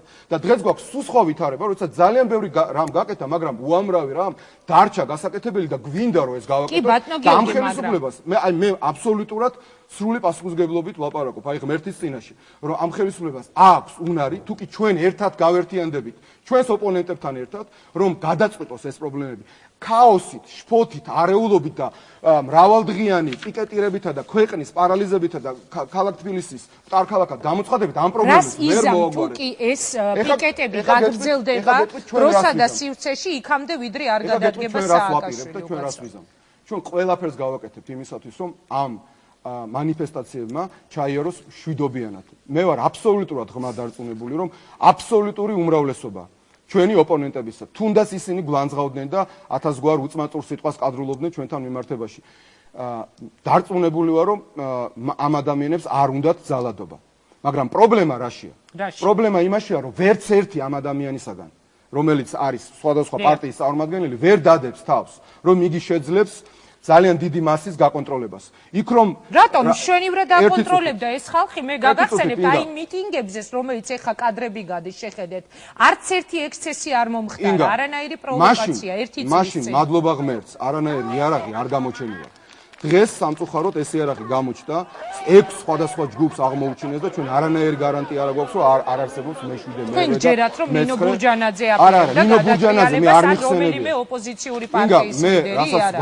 იმას ვამბობ, ძალიან ხო რაღაცებს ნუამატებ. მე ნინო ბურჯანაძე მე არ მიხსენებია, ამიტომ თქვი რომ არა, ეს კადრები შემდეგ ბურჯანაძის განცხადება მოყვა ამას და იმიტომ გისვამთ ამ კითხვას. ეს ამის თქმა რომ დომოდა, როგორც ხედავ მე ლაპარაკი მეხერხება და ამას გეტყოდი. სპეციალურად ჩვენ არანაირ პარალელს პოლიტიკურ პარტიებთან ამ მოვლენებთან დაკავშირებით არ ვავლებ. პოლიტიკური პარტიების პასუხისმგებლობა არის ერთი რამ მხოლოდ, რომ ისინი იწვევენ ამ აქციას და მეორე, ამ აქციაზე უნდა იყოს ისეთი ატმოსფერო, რომ ადამიანებს არ გაუჩნდეს სურვილი იარაღის ხელში აღების აბსოლუტურად დამოუკიდებლად მათი პოლიტიკური მიზნებისაგან და აბსოლუტურად დამოუკიდებლად მათი პოლიტიკური გეგმისაგან. თუ რიტორიკა იქნება ესეთი, რომ აი ჩვენ უნდა დავამთავროთ ეს ხელო, სააკაშვილი უნდა მოვიშოროთ, სააკაშვილი უნდა მოორჩეს და აი ეს რიტორიკა ბადებს სურვილს არასტაბილური ფსიქიკის ადამიანებში, რომ მათ დამოუკიდებლად ეძიონ რაღაცა იარაღის წყარო და რაღაცა უბედურება დააჭრეს. რატო, როცა იყო ლოზუნგი საქართველოს შევარდნაძის გარეშე, ასეთ ადამიანებს არ მოსდიოდა თავში ეს ავიღეთ ეს პასუხისმგებლობა, ჩვენ ავიღეთ ეს პასუხისმგებლობა, მე ვიყავი ერთ-ერთი, ვინც ამ პროცესებს აკონტროლებდა. მთელი ღამე არ მეძინა და როგორც თუ გახსოვთ თქვენ მაშინ ღამღამობით ვიდექიმე ძირითადად მიტინგზე და ჩვენ ყველაფერი გქონდა ამის უნარი, იმიტომ რომ იყო ძალიან კარგი ორგანიზებულობა. იყო ძირითადად 3 ადამიანი, რომელიც ფაქტიურად ერთ პოლიტიკურ ორგანიზაციად იყო უკვე იმ ეტაპისათვის გაერთიანებული და ჩვენ სიტუაციას ვაკონტროლებთ. ეგებესინის გააკონტროლებენ შაშან არაფერი არ მომხდარა. მე ვერ ვხედავ, ინგა, მე ვლაპარაკობ იმას, რაც არის დღეს რეალობა. ამ მომენტისთვის ეს პოლიტიკური ორგანიზაციები არიან ცალ-ცალკე რეალურად ყველა პოლიტიკური ორგანიზაციას თავისი რაღაცა ამოცანა აქვს. ამ პოლიტიკური ორგანიზაციების ხელმძღვანელებს არა აქვთ აბსოლუტური გარანტია, რომ სიტუაციას ისინი შეინარჩუნებენ. ღმერთმა ქნას ჩვენ მათთან ვითანამშრომლებთ წესრიგის დაცვასთან დაკავშირებით. მე უბრალოდ იმის თქმა მინდა, რომ ეს არის ძალიან სახიფათო, როდესაც დიდი მასა ადამიანებისა იკრიბება და მე შეიძლება პატარა პროვოკაციამ ღმერთმა დაგვიფაროს. შეიძლება პროცესები უმართავი გახადოს. პროვოკაცია მისი მხრიდან, ბატონო, ნებისმიერი მხრიდან პროვოკაცია არ უნდა დაუშვათ და ხელისუფლება ამაზე ყველაფერს გააკეთებს, რომ პროვოკაცია არ დაუშვათ. მე იმედი მაქვს, რომ ჩვენს კოლეგებთან ერთად, ჩვენს ოპონენტებთან ერთად ჩვენ ვიმუშავებთ ამ პროვოკაციების აღკვეთაზე და მე იმის თქმა მინდა, რომ ჩვენ არ დაუშვებთ არანაირ ძალადობას, ჩვენ გავაკეთებთ ყველაფერს, რომ ჩვენს თანამოქალაქეებს ჰქონდეთ თავიანთი აზრის და პროტესტის და გულის წუხილის თუ აღშფოთების გამოხატვის საშუალება. ეს არის მათი ლეგიტიმური უფრო, უბრალოდ ეს ჩვენ უნდა გქონდეს მუდმივად თავში, მუდმივად გვახსოვდეს, რომ 40 კილომეტრში დგას რუსი, ხელებს იფშნიტავს და ასევე არის ძალიან დიდი შეცდომა დღეს, როდესაც ხელისუფლება ლაპარაკობს ყველა იმ საკითხთან დაკავშირებით, რომელიც არის მნიშვნელოვანი ჩვენი საზოგადოებისთვის, მზათავარ დიალოგისათვის და ხელისუფლების ოპონენტები დღეს ლაპარაკობენ იგივეს ძალიან სამწუხაროდ. რაც თქვა რამდენიმე დღის წინ მედვედევმა, რომ ეს სააკაშვილს არ დაველაპარაკები. მედვედევს გავახარებთ და პუტინს გავახარებთ, თუ ჩვენ ერთმანეთს არ დაველაპარაკებთ. რაც არ უნდა ძლიერად ვიყოთ ერთმანეთთან დაპირისპირებული, რაც არ უნდა თუნდაც ამ სიტყვას ვიხმარ, ვერ ვიტამდეთ ერთმანეთს, ჩვენ ვართ ვალდებულები ჩვენი ხალხისთვის, ჩვენი ქვეყნისთვის და იმ პასუხისმგებლობის გზნობას უნდა გზნობით უნდა ვიყოთ გამჭვირვალეები თითოეული ჩვენთაგანი, რომ ეს ქვეყანა არ გადავჭეხოთ უსხულში. მე ამ თვალსაზრისით ძალიან დიდი იმედი მაქვს, სხვათაშორის უდიდესი ნაწილის ოპოზიციური სპექტრის, ამ თვალსაზრისით ძალიან დიდი იმედი მაქვს ჩვენი მეგობრების დასავლელი პარტნიორების, რა თქმა უნდა, პირველ ყოვლისა ძალიან დიდი იმედი მაქვს ასევე საქართველოს ეკლესიის. მე დარწმუნებული ვარ, რომ საქართველოს მივესალმები ამ ინიციატივას და მე დარწმუნებული ვარ, რომ საქართველოს პატრიარქის თავის სიტყვას იტყვის, რა თქმა უნდა, როცა იგი ჩათვლის საჭიროდ. ასე რომ არა, ერთი წუთით უნდა შეგაწყვეტინოთ. ეს თემა, მე გეტყვით, რომ ხელისუფლება არ დაუშვებს არანაირ ძალადობას, ხელისუფლება ითანამშრომლებს ოპოზიციასთან, რომ არ დაუშვათ არანაირ პროვოკაციას. ითანამშრომლებს როგორ? 2-3 დღის წინ ოქროყანაში საპროტესტო აქციას აბსოლუტურად უიარაღო ახალგაზრდა ბავშვები აწყობდნენ და მათ პატრულმა მანქანები წაართვა. თუ არ ვცდები, ეხლა ჩვენ გვაქვს ეს კადრები, მოძრაობა 9 აპრილი აწყობდა საპროტესტო აქციას იმ ტერიტორიაზე, სადაც მოკლეს სანდრო გირგვლიანი და შემდეგ მოხდა ისა, რომ პატრული, ძალიან დიდი რაოდენობის პატრული იქ მივიდა და წაართვეს აი ამ ბავშვებს მანქანები. ასეთი ფორმით არ დაუშვეს. ვერ ხედავ ვინ გააქვს. ახალგაზრდები არიან. ერთად ბავშვი ვერ დავინახე იქა და რაც შეეხება არ აქვს მნიშვნელობა 40 წლის ადამიანი აპროტესტებდეს დაკავშირებით, რაც მე ვიცი, იქ იყო სუფთა, ასე ვთქვათ, ყოფითი სიტუაცია, რაც დაკავშირებული იყო პატრულსა და მანქანის მმართველებს შორის და ასე ვთქვათ, ეს საკითხი გაერკვა და არ ამგონია ხა ეს ინციდენტი შეიძლება ღირდეს განსახილველად, როდესაც ჩვენ საუბრობთ ასეთ მნიშვნელოვან საკითხთან დაკავშირებით. კი ბატონო, თუმცა ასეთი ინციდენტებისგან უნდა იყოს დაზღვეული ყველა ადამიანი. მე ჩვენც სოფლიოში არ არსებობს ქვეყანა, სადაც პოლიცია რამეს არ არღვევდეს, სადაც ხელისუფლება რაღაც შეცდომას ვერ უშვებდეს, ან დანაშაულს არ უშვებდეს, დედამიწის ზურგზე არ არის უცოდველი ხელისუფლება. მე განა იმას ვაპარაკობ, რომ ჩვენთან ყველაფერი წესრიგზე პირიქით. აიღეთ ის მასალები, რომელიც ჩვენ გაქვს, ის დოკუმენტები, რომელიც ჩვენ გაქვს ევროკავშირთან, ნატოსთან, ამას ვეუბნები ჩვენს ოპონენტებს, რომ მოდით აი ამ გეგმების რეალიზაციაზე, ამ რეფორმებზე ერთად ვიმუშაოთ. განა იმას ვლაპარაკობთ, იმიტომ რომ რამე პრობლემა არ აქვს. ყველანი, ბატონო გიორგი, უკაცრავად. ერთი წუთი, თქვენ ახლა საუბრობთ ოპოზიციაზე, ისე გამოგდით. არა, ერთი ყველანი არ ვიყავით. როგორ არ ვიყავით? ნინო ბურჯანაძე, ირაკლი ალასანია, ზურაბ ნოღაიდელი. ძალიან ბევრი რამ გააკეთა, როდესაც ხელისუფლებაში იყო ნინო ბურჯანაძემაც, ზურაბ ნოღაიდელმაც, ირაკლი ალასანიამაც, მათ და ძალიან ბევრი ადამიანი, ვინც დღეს არის ოპოზიციაში გადასული. თავისი პოლიტიკური გზა. ერთად მუშაობდით და დღეს ისინი ამბობენ, რომ ყველაზე კატასტროფული ამ ქვეყანაში სააკაშვილის და იგი უნდა გადადგეს. ეს არის მათი პოლიტიკური პოზიცია და ეს აბსოლუტურად ლეგიტიმურია, მათ შეუულიათ ეს ილაპარაკონ, მაგრამ ერთი რამ არის. არც ერთი სახელმწიფო არ შენდება მხოლოდ ხელისუფლების ჭკვიანური და ბრძნული ქმედებებით. ხელისუფლება, ძლიერი ხელისუფლება და ძლიერი პასუხისმგებლიანი ოპოზიცია პასუხისმგებლიან ხელისუფლებასთან ერთად აშენებს სახელმწიფოს. მართლა ვაპირებთ ოპოზიციაში გადასვლას? ეს არასერიოზულია. რატომ არის არასერიოზული კითხვა, რომელიც მე სხვა შორის ეს შეკითხვა წარმომივიდა მას შემდეგ, რაც მომისმინე გიორგი ბარამიძის განცხადება სანდრო გირგულიანის მკვლელების შეწყალებასთან დაკავშირებით. კაცრ განცხადებებს საკუთარ ხელისუფლებასთან მიმართებაში, შევარდნაძესთან როცა ვიყავით უმრავლესობაში, შევარდნაძეს მაშინ მინისტრობაზე უთხარი უარი, რასაც დიდი სკანდალი მოყვა, მაგრამ ეს არ იყო იმიტომ, რომ მე იმ ხელისუფლებისთვის ცუდი მინდოდა. მე ყველაფერს ვაკეთებდი იმ ხელისუფლებაშიც, რომ შიგნიდან გამოსწორებული იყო სიტუაცია. დღესაც გავაკეთებ ყველაფერს იმისათვის, რომ ამ ხელისუფლებას კონდეს საშუალება, კიდევ ერთხელ ვიმეორებ, ჩვენს ოპონენტებთან ერთად გააკეთოს ის რეფორმები, ის ნაბიჯები გადადგას, რომელიც ქვეყანას ჭირდება და აი რაც მე ვილაპარაკე, მათ შორის რუსების ფაქტორის გათვალისწინებდა, ჩვენი ქვეყნის ოკუპირებული ტერიტორიების გათვალისწინებდა, დღეს არ გვაძლევს საშუალებას, რომ დღეს ვილაპარაკოთ ხელისუფლების დასუსტებაზე. ეს არის არასწორი, რომ დღეს ამ ვითარებაში, როცა ქვეყანა არის ოკუპირებული, ლაპარაკობდეთ არა ამ პრობლემების მოგვარებაზე, არამედ უმაღლესი მხედართმთავრის პირველი პირის ომის დროს ხელისუფლებიდან ჩამოცილებაზე. ამით ნები თუ უნებლიეთ ჩვენ ვასხამთ წყალს იმ ოკუპანტების წისქვილზე და აი ესეც უნდა გავითვალისწინოთ. თავრის ჩამოცილებაზე როდესაც თქვენ საუბრობთ, ძალიან ბევრი თქვენი ოპონენტი ომის დროინდელი იგივე სააკაშვილის კადრებს იხსენებს ხოლმე ძალიან ხშირად. არა, მე უბრალოდ შეგახსენეთ, რომ ეს თქვენი ოპონენტების საყვარელი თემაა. არა, არაკორექტული რატომ ამას ამბობენ ყოველ მეორე გამოსვლაში ჩვენს ეთერში? სააკაშვილი კი არ იყო წინა ხაზი და სააკაშვილი კი არ იყო, ასე ვთქვათ, ავტომატით ხელში იყო ჩვენი მებრძოლები, რომლებმაც იბრძოლეს, თავი დასდეს, სისხლი დაღვარეს და ძალიან ვაშკაცურად იბრძოლეს. ინგადა მათი ბრალი არ არის, რომ ჩვენ ვართ პატარა ქვეყანა და პატარა ჯარი ყავს და ჯერ ვერ გავწვდენით ნატო სტანდარტებამდე და წააგო ამ ჯარმა ომი რუსეთთან. ეს მათი ბრალი არ არის და არც ამ ხელისუფლების ბრალია. ჩვენ ყველამ ერთად უნდა ვიმუშაოთ და ვიბრძოლოთ იმისათვის, რომ ამ ხალხმა და ჩვენმა ქვეყანამ გაიმარჯვოს. ძალიან დიდი მადლობა გადაცემაში სტუმრობისთვის, თუმცა აქედან ისე ვერ გაგიშვებთ, მე უკვე ძალიან ვაცილებ, მაგრამ ეს კითხვა უნდა დავსვა. გიორგი ბარამიძე, რომელიც იყო ვარდების მთავრობის შინაგან საქმეთა მინისტრი, რომელიც იყო ზურაბ ჟვანიას გუნდის წევრი, ამბობენ, მთელი ამ წლების განმავლობაში, სხვა შორის ეს არის ერთ-ერთი მთავარი კითხვა, რომელიც თქვენი ოპონენტებისგან არის ხელისუფლების მისამართით. ამბობენ, რომ გიორგი ბარამიძე იყო ის ადამიანი, ვინც პირველი შევიდა იმ ბინაში, სადაც დაიღუპა ზურაბ ჟვანია. მე მაინტერესებს პირდაპირ ეთერში თქვენი პასუხი, რომ შეხვედით. მოდით დავსვით. რა დაინახეთ? არა, ფეხზე თუ შეგიძლიათ მითხრათ. იგი ერთი წუთი მისი გარდაცვალების ვერსიას ოფიციალურს იზიარებთ თუ თქვენს გაკითხები? 2 წუთი. არა, 2 წუთში ამ თემაზე არა, ერთი პასუხი მითხარი. ეს ერთი არაკორექტულია ხა, იმიტომ რომ ისეთ კინოულ თემაზე მესაუბრები, შენ ძალიან კარგად იცი და გინდა რომ ეს ყველაფერი 2 წუთში ჩამოვყალიბო. არა, რატომ თქვენ შეგიძლიათ თქვათ, რომ თქვენ იზიარებთ იმ ვერსიას, რომელიც არის ოფიციალურად დასახელებული და შეგიძლიათ თქვათ, რომ არა, ეს არაფერი არ არის პრობლემატური და პრობლემატური თქვენთვის არ არის, ჩემთვის არის ძალიან პრობლემატური, ძალიან მტკივნეული და ესე მარტივად ეს საქმე არ არის. პირველ რიგში, რაც შეეხება ვინ შევიდა პირველი. მე შევედი მას შემდეგ, რაც შევიდა იქ მისი დაცვა, როდესაც მან დაცვამ დამირეკა ის ორი ადამიანი, რომელსაც თქვენს, ასე რომ პირველი მე არ შესულა.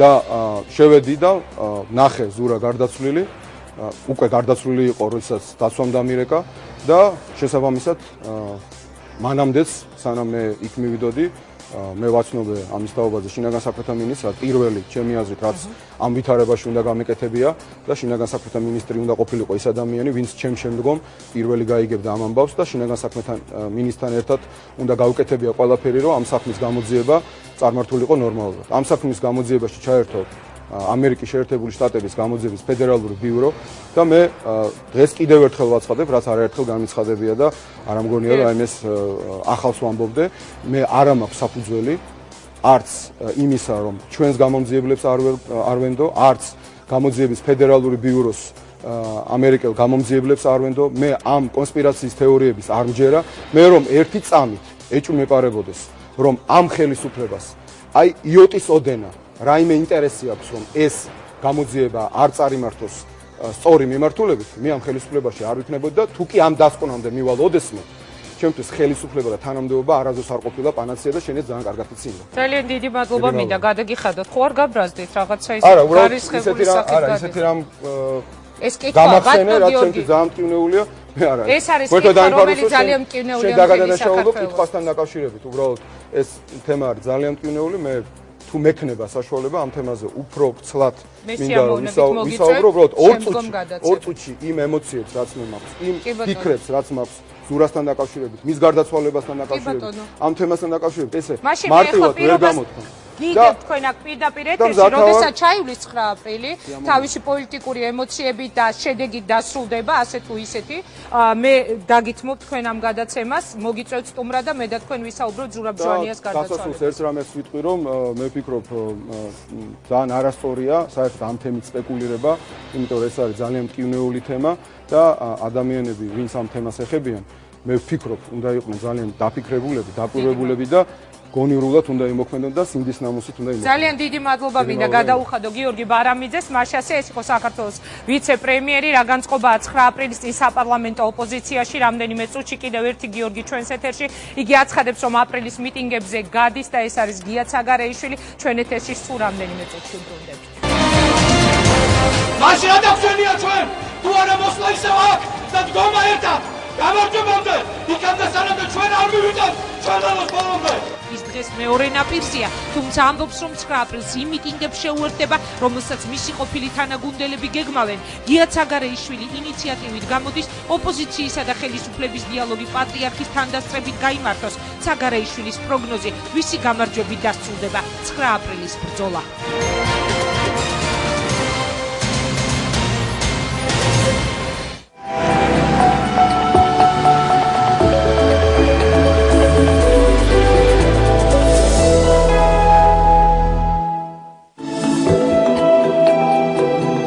ყველაზე პოპულარულების, ძლიერების და დახვეწილების სპორტი. რაგბი პირქუში თამაშია, მაგრამ მას ჯენტლმენები თამაშობენ. მატჩი, რომელიც ქართველ მორაგბეებს აუცილებლად უნდა მოეგოთ.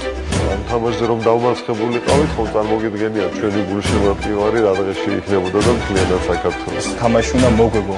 სიკვდილის სიცოცხლის ფასაც შეიძლება ასე ითქვას. ცხოვრების წესად ქცეული სპორტი. რაღაც თავის ოჯახი აქვს, თავის წესები აქვს. დიდი ოჯახის პატარა წევრები. შეერა შეცემატები. და პირველი შერკინება ვარსკვლავებთან. აუ რა ტიმი აქტივერია მოდის. მეორე ტაიმი. რაგბის მოედანზე მამაკაცებს ქალები ცვლიან. თუმ არის რაგბი, რომელიც ითვლება მამაკაცურ სპორტად, რომელსაც მარტო რაგბი. ყველაზე მამაკაცური სპორტის ქალური ჟინი. ვიზე ნაკლები ვარ. ქუთაისელი ქალების ახალი გადაცემა. დედა ჩევაშენა. მერწევიწად და 2 თვე არის, რაც ჩვენ ამ სპორტში დავდივართ და ხალხ გამოცდილება მივიღეთ, რომ ამ ჩვენს გოგონებსაც რომ შევიჭრით. იქეთი გამოწვევა მიიღეთ, მოდით გოგოებო აქეთ და გოგონათა ეროვნულ ნაკრებში მოხვედრის შანსი. არიან კანდიდატები ნაკრების? ნახეთ, უხეში და დახვეწილი, ქალური და მამაკაცური. რაგბი გადაცემაში ცხოვრება მშვენიერია.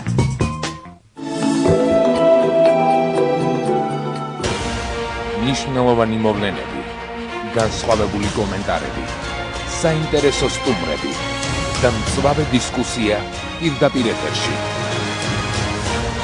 ყოველ სამშაბათს და ხუთშაბათს 23 საათზე. ნათია სორდიასთან ერთად. პირველი თემა პირველ არხზე.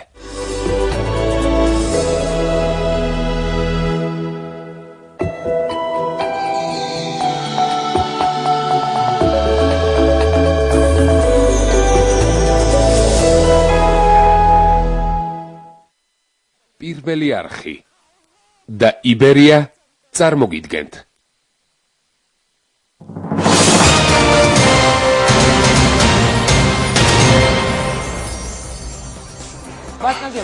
ცვლილებები შევიტანოთ თქვენ გადაცემაში, მოგიტანეთ თქვენ ვაში. დიდი მადლობა. რატომ? იცით რომ დიეტაზე ვარ? არა, მე ნამდვილად არ ვიცი თქვენ დიეტაზე რო გზავდებთ, ესე გეტყობათ. დიეტაზე ხართ. მე მოვიტანე გაზეთი რეზონანსის. დიახ. გვერდი. სადაც ერთ-ერთი ქალბატონი ჩვენი თანაქალაქი ლანა ხოციშვილი 29 წლის წერს რომ მას უყვარს ვაში, თუმცა მისი ფასი 2 ლარამდეა. ამიტომ მასე ხშირად უარისტმა უწევს. მე ამ გაზეთს განმოვცემ თქვენ და გაეცანეთ.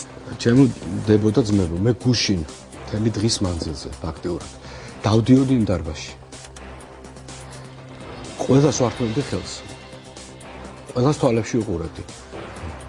ძალიან ბევრ ადამიანს ხვდა ცრემლი თვალებში, როგორც მე მაგ ახლა. თქვენ სტუდიაში მე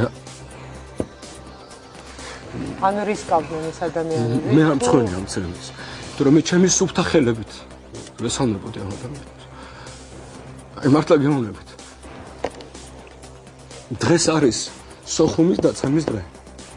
ეს არავის არ გახსენებია დღეს საქართველოში. ყველა სახსოვდა ირაკლი ოქროშვილი. დღეს იგი საპატიმროში უნდა ჩაესვათ.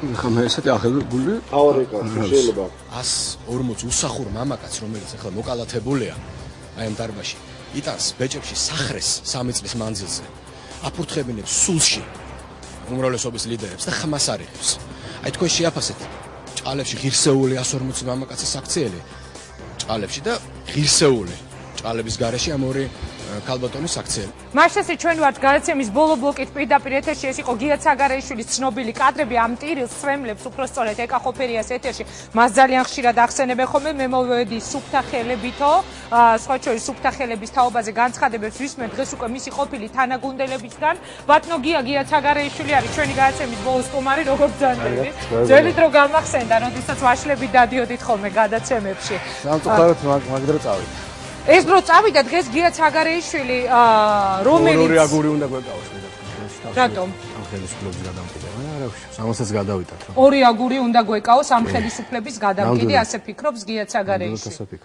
რატომ ბატონო გია ძალიან ბევრი მითქმა-მოთქმა, ძალიან ბევრი ხმა დადის, რომ არასაპარლამენტო ოპოზიციისგან განსხვავებით საპარლამენტო ოპოზიცია მთელი თავისი საქმიანობით, თქვათ, ხელისუფლების წისქვილზე ასხამს წყალს, რა სიტყვით თქვენ?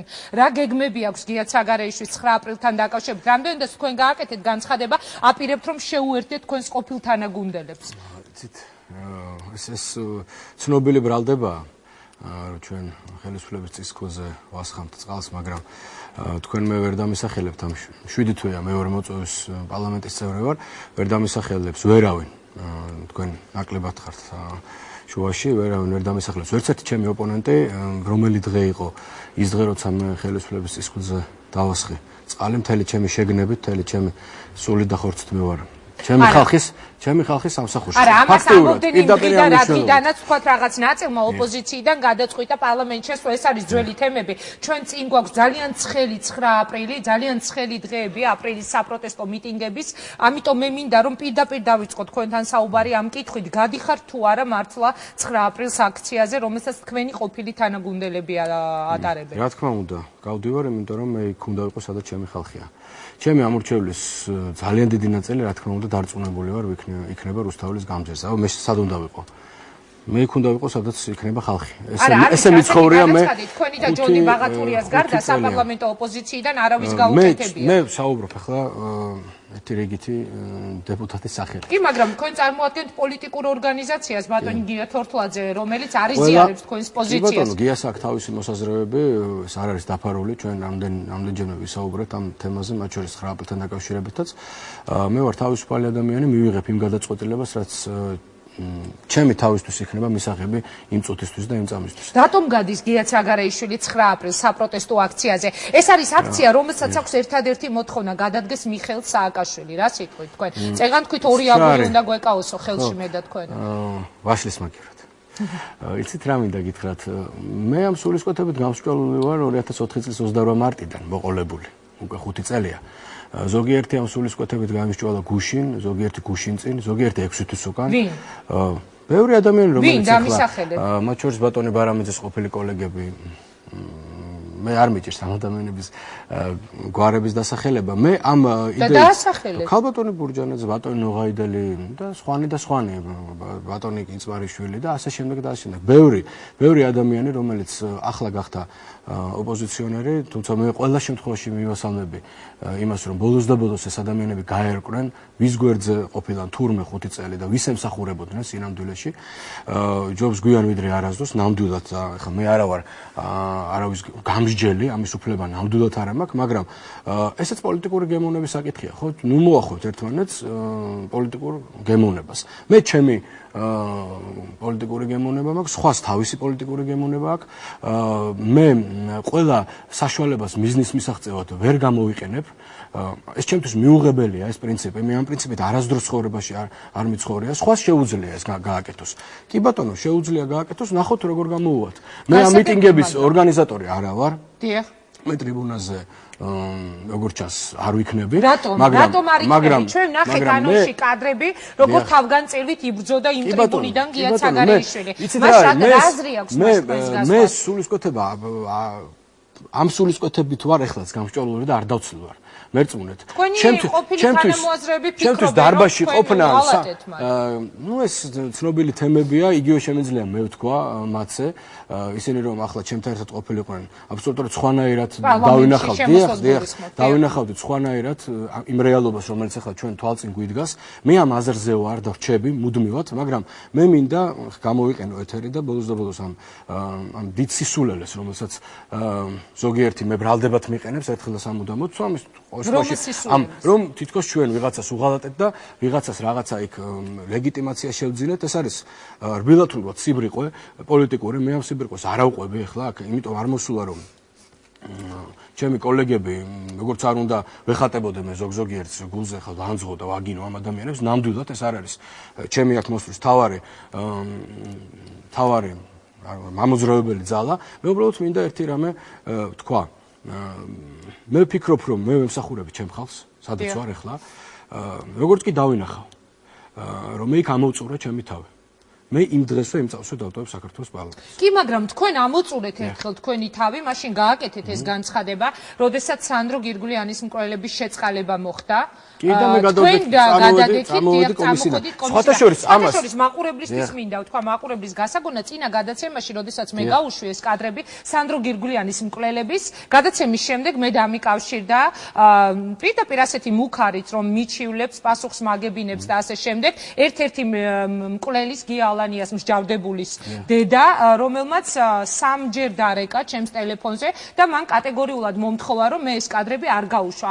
მე პირდაპირ ეთერში მინდა უპასუხო მას, რომ მე ამ კადრებს გავუშვებ ყოველთვის, როდესაც იქნება გასაჟვები ეს კადრები და იმ ადამიანებს, ვინც არიან დასჯილები, თუმცა ამ ადამიანებს შეუმცირდათ სასჯელი. აი თქვენ მითხარით მე, რომ ეს არის ჩემთვის ამაზრზენი, აბსოლუტურად. რატომ მოხდა ეს? ბატონია, თქვენ მე რომ მოგიწვიეთ დღევანდელ ეთერში, ერთ-ერთი მთავარი კითხვა ესეც მქონდა თქვენთვის გამზადებული. თქვენ თქვით რომ მე დავტოვებ პარლამენტს, თუ კი მივხვდი რომ ვერ ვასრულებ ჩემს ფუნქციასო. აი იქ ვერ შეასრულეთ. რატომ? რა მოხდა? მოგიყევით. თუ გონიერი ადამიანი და მე რაღაც ეჭვმეპარება, რომ გონიერი ადამიანი საერთოდ იყოს ამ ხელისუფლებაში, საკმაოდ დიდი დეფიციტია გონიერი ადამიანებისა. თუ ამგვარი ადამიანები მაინც არიან ნაციონალურ მოძრაობაში და ხელისუფლებაში, მე მგონი ისინი მიხვდებოდნენ რომ რაღაცამდე მე ბოლონაბიჯი გადავთქი, რაღაცამდე. რა არის ეს რაღაცა? ეხლა მე ეს მიმინდვია მათთვის რა შეიძლება იყოს ეს რაღაცა.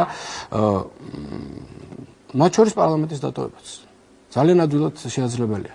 თქვენ ფიქრობთ რომ შესაძლებელია შესაძლებელია თუ კი ბატონი სააკაშვილი თავის ხალხთან ლაპარაკს არ ისწავლებს და არ ისწავლის ბოდისვიხთი და არ იქნება მუდმივი დიალოგი მოსახლეობასთან, პოლიტიკურ ძალებთან, პოლიტიკურ ოპოზიციასთან, ჩვენ ასე წინ ვერ წავალთ და წავალთ უკან და უკან. და თქვენ დატოვოთ პარლამენტი. ძალიან სწრაფი ნაბიჯები. იმიტომ რომ ამდენი წელი ვერ ისწავლა, რასაც თქვენ ებრძოდით და ესაც ამბობთ რომ ორი აგური უნდა მეჭიროსო. ხელში ახლა ისი იმედი გაქვთ რომ ნახევარწელში ისწავლის? გეტყვით ახლავე, გავყვეთ ლოგიკას ჩემი სიტყვებისას.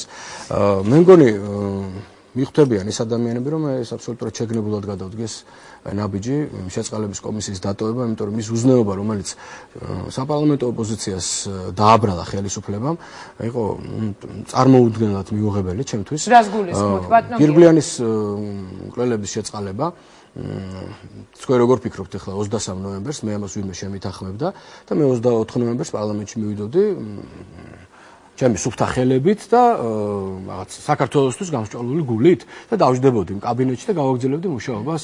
ხა ვინც მე მიცნობს, მე მგონი მიხვდება რომ ეს ასე არ იქნებოდა. აქედან ძალიან მარტივი დასკვნა. ეს იყო ტყუილი, ეს იყო ბინძური ცილისწამება და მე ნამდვილად გულიმწყდება, აი ნამდვილად ადამიანურად რომ ეს ათქმევინოს იმ სახელმწიფო მოხელეს, რომელსაც საერთოდ წარმოუდგენა არ ქონდა ეთყობა რას ამბობდა, ბატონ შაშკინზე ვსაუბრობ, მას ეს არ უნდა ეთქვა, არ უნდა გაეკეთებინა, მაგრამ ხო იცით ხარიხართან დააბიტო ანზნეს იცვლის ამ ფერს. ესე ძალიან აინტერესებს, უფრო მეტად ვიდრე შაშკინი იცვლის თუ არა ზნეს ამ ფერს. რა მოხდა ბატონია? როგორ მიიღეს ეს გადაწყვეტილება? რა მიიღეს? თუ შეიძლება მითხარით. ეს მართლაც საინტერესოა ხალხისთვის, საზოგადოებისთვის. 23 ნოემბერს, როცა ჩვენ დავასრულეთ ამნისტიის კანონზე მუშაობა და ეს იყო საკმაოდ დიდი მიღწევა ჩვენთვის. მე ნამდვილად ვამაყობ აი ამ კანონით. ზუსტად ამ კანონის მიღებას ხელისუფლებამ როგორც ჩანს მზაკრულად დაამთხვია ძალიან დიდი შეწყალების აქტი არის ერთპიროვნული სამართლებრივი აქტი, მას ხელს აწერს მხოლოდ და მხოლოდ საქართველოს პრეზიდენტი. იგი შეწყალების კომისიის გვერდისავლით შედის ბატონ სააკაშვილთან. ვის შეაქვს? აი პროცედურულად როგორ არის? მე ვაწერ ხელს, მაგრამ ვიღაცამ ხომ უნდა მომაწოდოს ეს. ვის შეუტანა ეს? მოგახსენებთ ისაჩიად. ამ სიას აყალიბებს საქართველოს მთავარი პროკურატურა ახლა უკვე და შინაგან საქმეთა სამინისტრო. მეტი არავინ. სრული პასუხისმგებლობით გეუბნებით. და რა თქმა უნდა, ეთყობა ნაციონალური მოძრაობის გარკვეული გავლენიანი ფრთა. მე არ ვიცი, ვინ შეიძლება მოვიაზროთ ამ ფრთაში. ეს ადამიანები აყალიბებენ ამ სიას. სწორედ მათ შეადგინეს ეს სია და ვითომ ეგრეთ წოდებული ვიღაცა სამხედროების რაოდენობაში ჩართეს ეს ადამიანები, ეს 4 ადამიანი და მოახვედრეს ამ სიაში 54 სამხედროში, ვინ არის ეს სამხედროები, მე არ ვიცი. და შეუტანეს საქართველოს პრეზიდენტს. აქ მინდა ერთი რამე გითხრათ. სიას მთლიანად არ აწერება ხელი. იცოდეთ თქვენ. იქ იყო 300 კონკრეტულ გვარებს. დიახ, ყოველ ფურცელს ბატონი მიხეილ სააკაშვილი აწერს თავის ხელმოწერას და მას უმარტავენ ვინ არის ეს ადამიანი. ისე რომ ბატონმა სააკაშვილმა იცოდა ვის იწყალებდა. იცოდა ძალიან კარგად რომ იწყალებდა გირგვლიანის კვლელებს. როდის გაიგეთ? ეს გავიგე მე მაშინ როცა ახალმა მიმარჯვენეებმა თებერვალში დაახლოებით თებერვლის დასაწყისში გაუგზავნეს სამინისტროს მაშინ რეფორმა მიდიოდა სამინისტროში და ეთყობა ამას ყოველ შემთხვევაში ამას ამბობენ ეხლა პრობაციის სამინისტროში და საჯარო დახსოვრების სამინისტროში ამ მიზეზს იმიზეზებენ და თქვენს რომ აი ჩვენ ამიტომ ვერ გავეცეთ სწრაფად პასუხი და მარტის შუა რიცხვებში ანუ გაიგეთ ეს მარტის შუა. თქვენ თუ დაუსვით ეს კითხვა ბატონოგია ვინმეს ხელისუფლების რომელიმე მაღალჩინოსანს რატომ მოხდა ამ ადამიანების შეწყალება. იცით რა ძალიან უცნაურად გამოიყურება ეს ყველაფერი. წინ არის 9 აპრილი. წინ არის მთელი რიგი საპროტესტო აქციებისა მოთხოვნა რომ გადადგეს ხელისუფლება, გადადგეს პრეზიდენტი და ამ დროს ჩვენ ხდებით ამ ფაქტის მოწმე. რა მოხდა რა გითხრეს? რატომ? სწორედ ეს მაფიქრებინებს იმაზე რომ ხელისუფლებამ თავის შეცდომებზე ვერც ვერაფერი ვერ ისწავლა. ვერც ვერაფერი ვერ ისწავლა. პატარა დასკვნაც ვერ გამოიტანა მიხეილ სააკაშვილმა. იმისგან რაც მოხდა 2 ნოემბერს, 7 ნოემბერს, წინა მომდევნო დღეებში, მას შემდეგ რა მოხდება ეხლა? 5 იანვარს 21 მაისს. თქვენი პროგნოზი როგორია? რა მოხდება? ეხლა თქვენ შედარებით აი მაინც ნეიტრალურ მხარედ გამოიყურებით ხელისუფლება, თქვათ ის ოპოზიცია, რომელიც დგას პარლამენტს გარეთ და აპირებს რომ ააგოროს ეს საპროტესტო ტალღა და თქვენ კი ამბობთ რომ გადიხართ მიტინგზე, მაგრამ მაინც შედარებით სხვა პოზიციაზე ხართ. მე რაც შემიძლია ხა თვალით დავინახო საპარლამენტო კულუარებში არის საკმაოდ თვითდაჯერებული, რაც არის დამღუპველი, პირდაპირ გეტყვით. ასევე თვითდაჯერებული იყო ბატონი სააკაშვილი ოქტომბერში და ნოემბერში და ამბობდა რომ თურმე 5000-ზე მეტი ადამიანი იქ არ მოვიდოდა და მოვიდა ნახევარი საქართველო იქ. ამიტომ მე დარწმუნებული ვარ 9 აპრილს გავა ძალიან დიდი რაოდენობა ხალხისა და ეს ხალხი იქ უნდა გავიდეს ყველა მიზეზს გარეშე. როგორც ჩანს აქ ციფრებშია საქმე. კი ბატონო დაინახოს მიხეილ სააკაშვილმა რომ ქართველებს შეუძლიათ კიდევ ერთჩვენიერ დღეს შეიკრიბნენ 200.000, 400.000 და 500.000. კი ბატონო, თუ ეს საჭიროა იმისთვის, რომ ეს ადამიანი გონს მოიგოს და დაიწყოს მეტყველი ადამიანის ენაზე მეტყველება ოპოზიციასთან და გასაგებ ენაზე საუბარი თავის პოლიტიკურ ოპონენტებთან, კი ბატონო. ანუ თქვენ ამბობთ, რომ მანუ და დაიწყოს დიალოგი და არა გადადგეს. დამიკონკრეტეთ, როგორია თქვენი პოზიცია, ის უნდა გადადგეს თუ არა? ზოგადად თქვენ ისაუბრეთ ამ ინიციატივაზე. მე ვფიქრობ, რომ დიალოგი უნდა დაიწყოს ფაქტურად ხვალიდან ან დღეიდან, მე არ ვიცი. ეს ხელისუფლების გადასაწყვეტია და აქ ოპოზიცია ფაქტურად ვერც ვერაფერს ვერ გადაწყვეტავს და დიალოგი რაზე ბატონოგია თუ კი ბატონო მოგახსენებთ ვინმე საერთოდ მოისურვა ამ ადამიანებთან შეხვედრა. მე ოღონდ არ მითხრათ რომ ხაჩიძემ კავკასიის პირდაპირ ეთერში და შაშკინმა ქორთიერ არა რატომ გააკეთა პეტრისკარიშვილი უმრავლესობის ლიდერის ბრიფინგი იყო გამოსული მთელი მათი გუნდი და გააკეთეს ოფიციალური შეთავაზება. მე ამ ადამიანებს არ ვენდობი, არავინ არ ენდობა ოპოზიციიდან. თუ ვინმე ენდობა თქვას. ვის არ ენდობა? დიახ, არ ვენდობი ამ ადამიანებს ძალიან მარტივი მიზეზის გამო.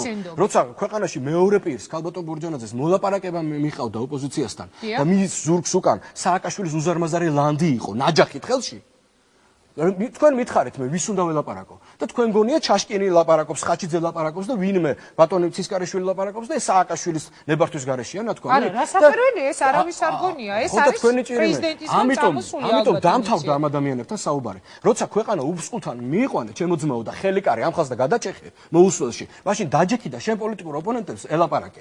როგორც არ უნდა გეზიზღებოდეს ეს ხალხი. რაზე უნდა ელაპარაკო? ჯერ დაუძახი ადამიანებს და უთხარი, საერთოდ რა უნდათ მათ. დაუძახე საპატრიარქოში. იმიტომ რომ სხვაგან ეს მოლაპარაკებები როგორც ჩანს ვეღარ შედგება. და მე როცა ვახსენებ მის უწმინდესობას, ვახსენებ იმიტომ რომ საერთოდ დობა აქ ამ პროცესს დაკარგული და ეს არ არის ოპოზიციის ბრალი, ხვდებით თქვენ?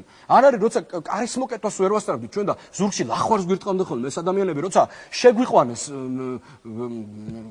პარლამენტის ხელმათა დარბაზში, შეგვაჩეჩეს კონსტიტუცია. შემდეგ შესვენება გამოაცხადეს და 75-ზე დაგვისვეს იმ დღეს ამას მოყვა შიმშილობა. თქვენ დაგავიწვათ ერთი წლის უკან ზუსტად მარტში რა მოხდა? არა, გასაგებია, ამიტომაც გისვამ სწორედ ამ შეკითხვას. ბატონოგია, რატომ უნდა შედგეს მაშინ ეს დიალოგი? აუცილებელია შედგეს დიალოგი.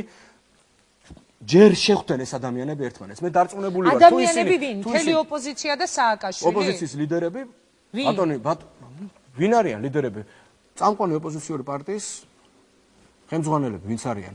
მე ყველას უზარმაზე პატივს ვცემ და ბატონი სააკაშვილი საპატრიარქოში. ოღონდ ნებისმიერ შეხვედრას უნდა ესწრებოდეს საპატრიარქოს წარმომადგენელი და აუცილებლად ყოველი ასეთი შეხვედრის შემდეგ სპეციალური ბრიფინგი უნდა ტარდებოდეს თქვენთვის, რომ თქვენ იცოდეთ რა ხდება, რომ იქ ვიღაცამ ტაკი მასხარაობა და გუნდრუკი არ დაიწყოს კამერების წინ. ყველაფერი იყოს გამჭირვალე. თუ ეს არ მოხდება, არაფერი არ მოხდება. დიდი მადლობა. ბატონოგია, ვიდრე დაგემშვიდობებით, უნდა გადადგეს თუ არა სააკაშვილი? სააკაშვილი უნდა გადადგეს ყველა მიზეზს. ანუ თქვენ როდესაც გადიხართ მიტინგზე, ამ მოთხოვნას უერთდები? რა თქმა უნდა, ამ მოთხოვნას უერთდები და გამსჭვალული ვარ ამ სულისკვეთებით და ბოლოს ერთი რამ მინდა თქვა, აი თქვენ სატელეფონო ზარზე ისაუბრეთ.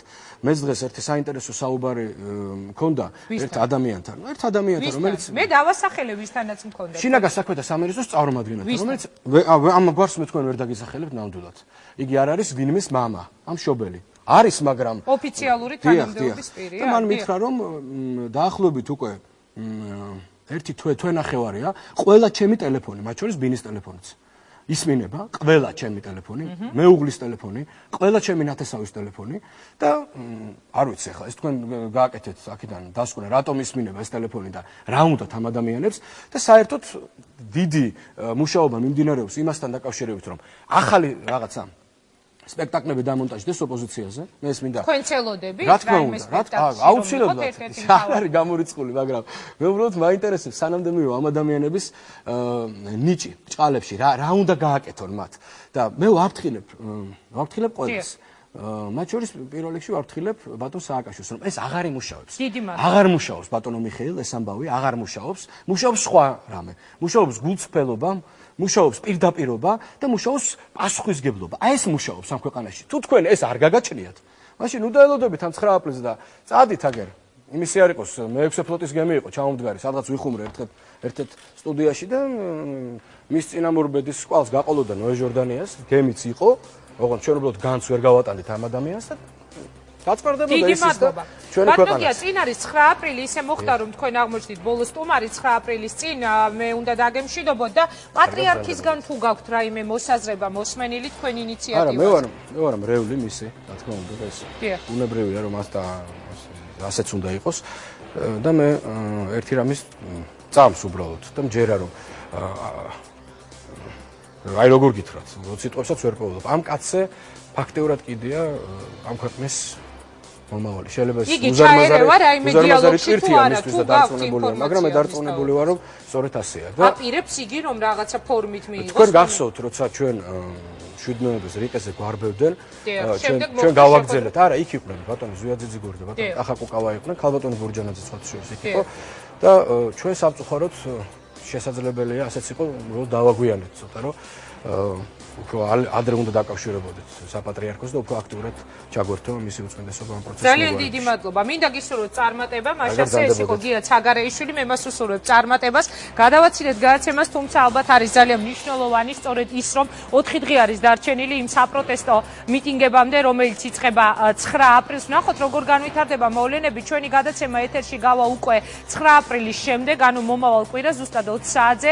მე ვერ დაგისახელებთ რა პროგნოზის გაკეთება შეიძლება, ამას ვერ აკეთებს ერთ-ერთი პოლიტიკოსი, იმიტომ რომ ყველას აქვს ერთადერთი კითხვა, რა მოხდება 9 აპრილს, მაგრამ პასუხი ჯერჯერობით ჩვენ არ მოგვისმენია. ძალიან დიდი მადლობა იმისთვის, რომ იყავით ჩვენთან ერთად. გემშვიდობებით ზუსტად ერთი კვირით, მომავალ კვირას 20 საათზე ეთერში ვართ. ნახვამდის.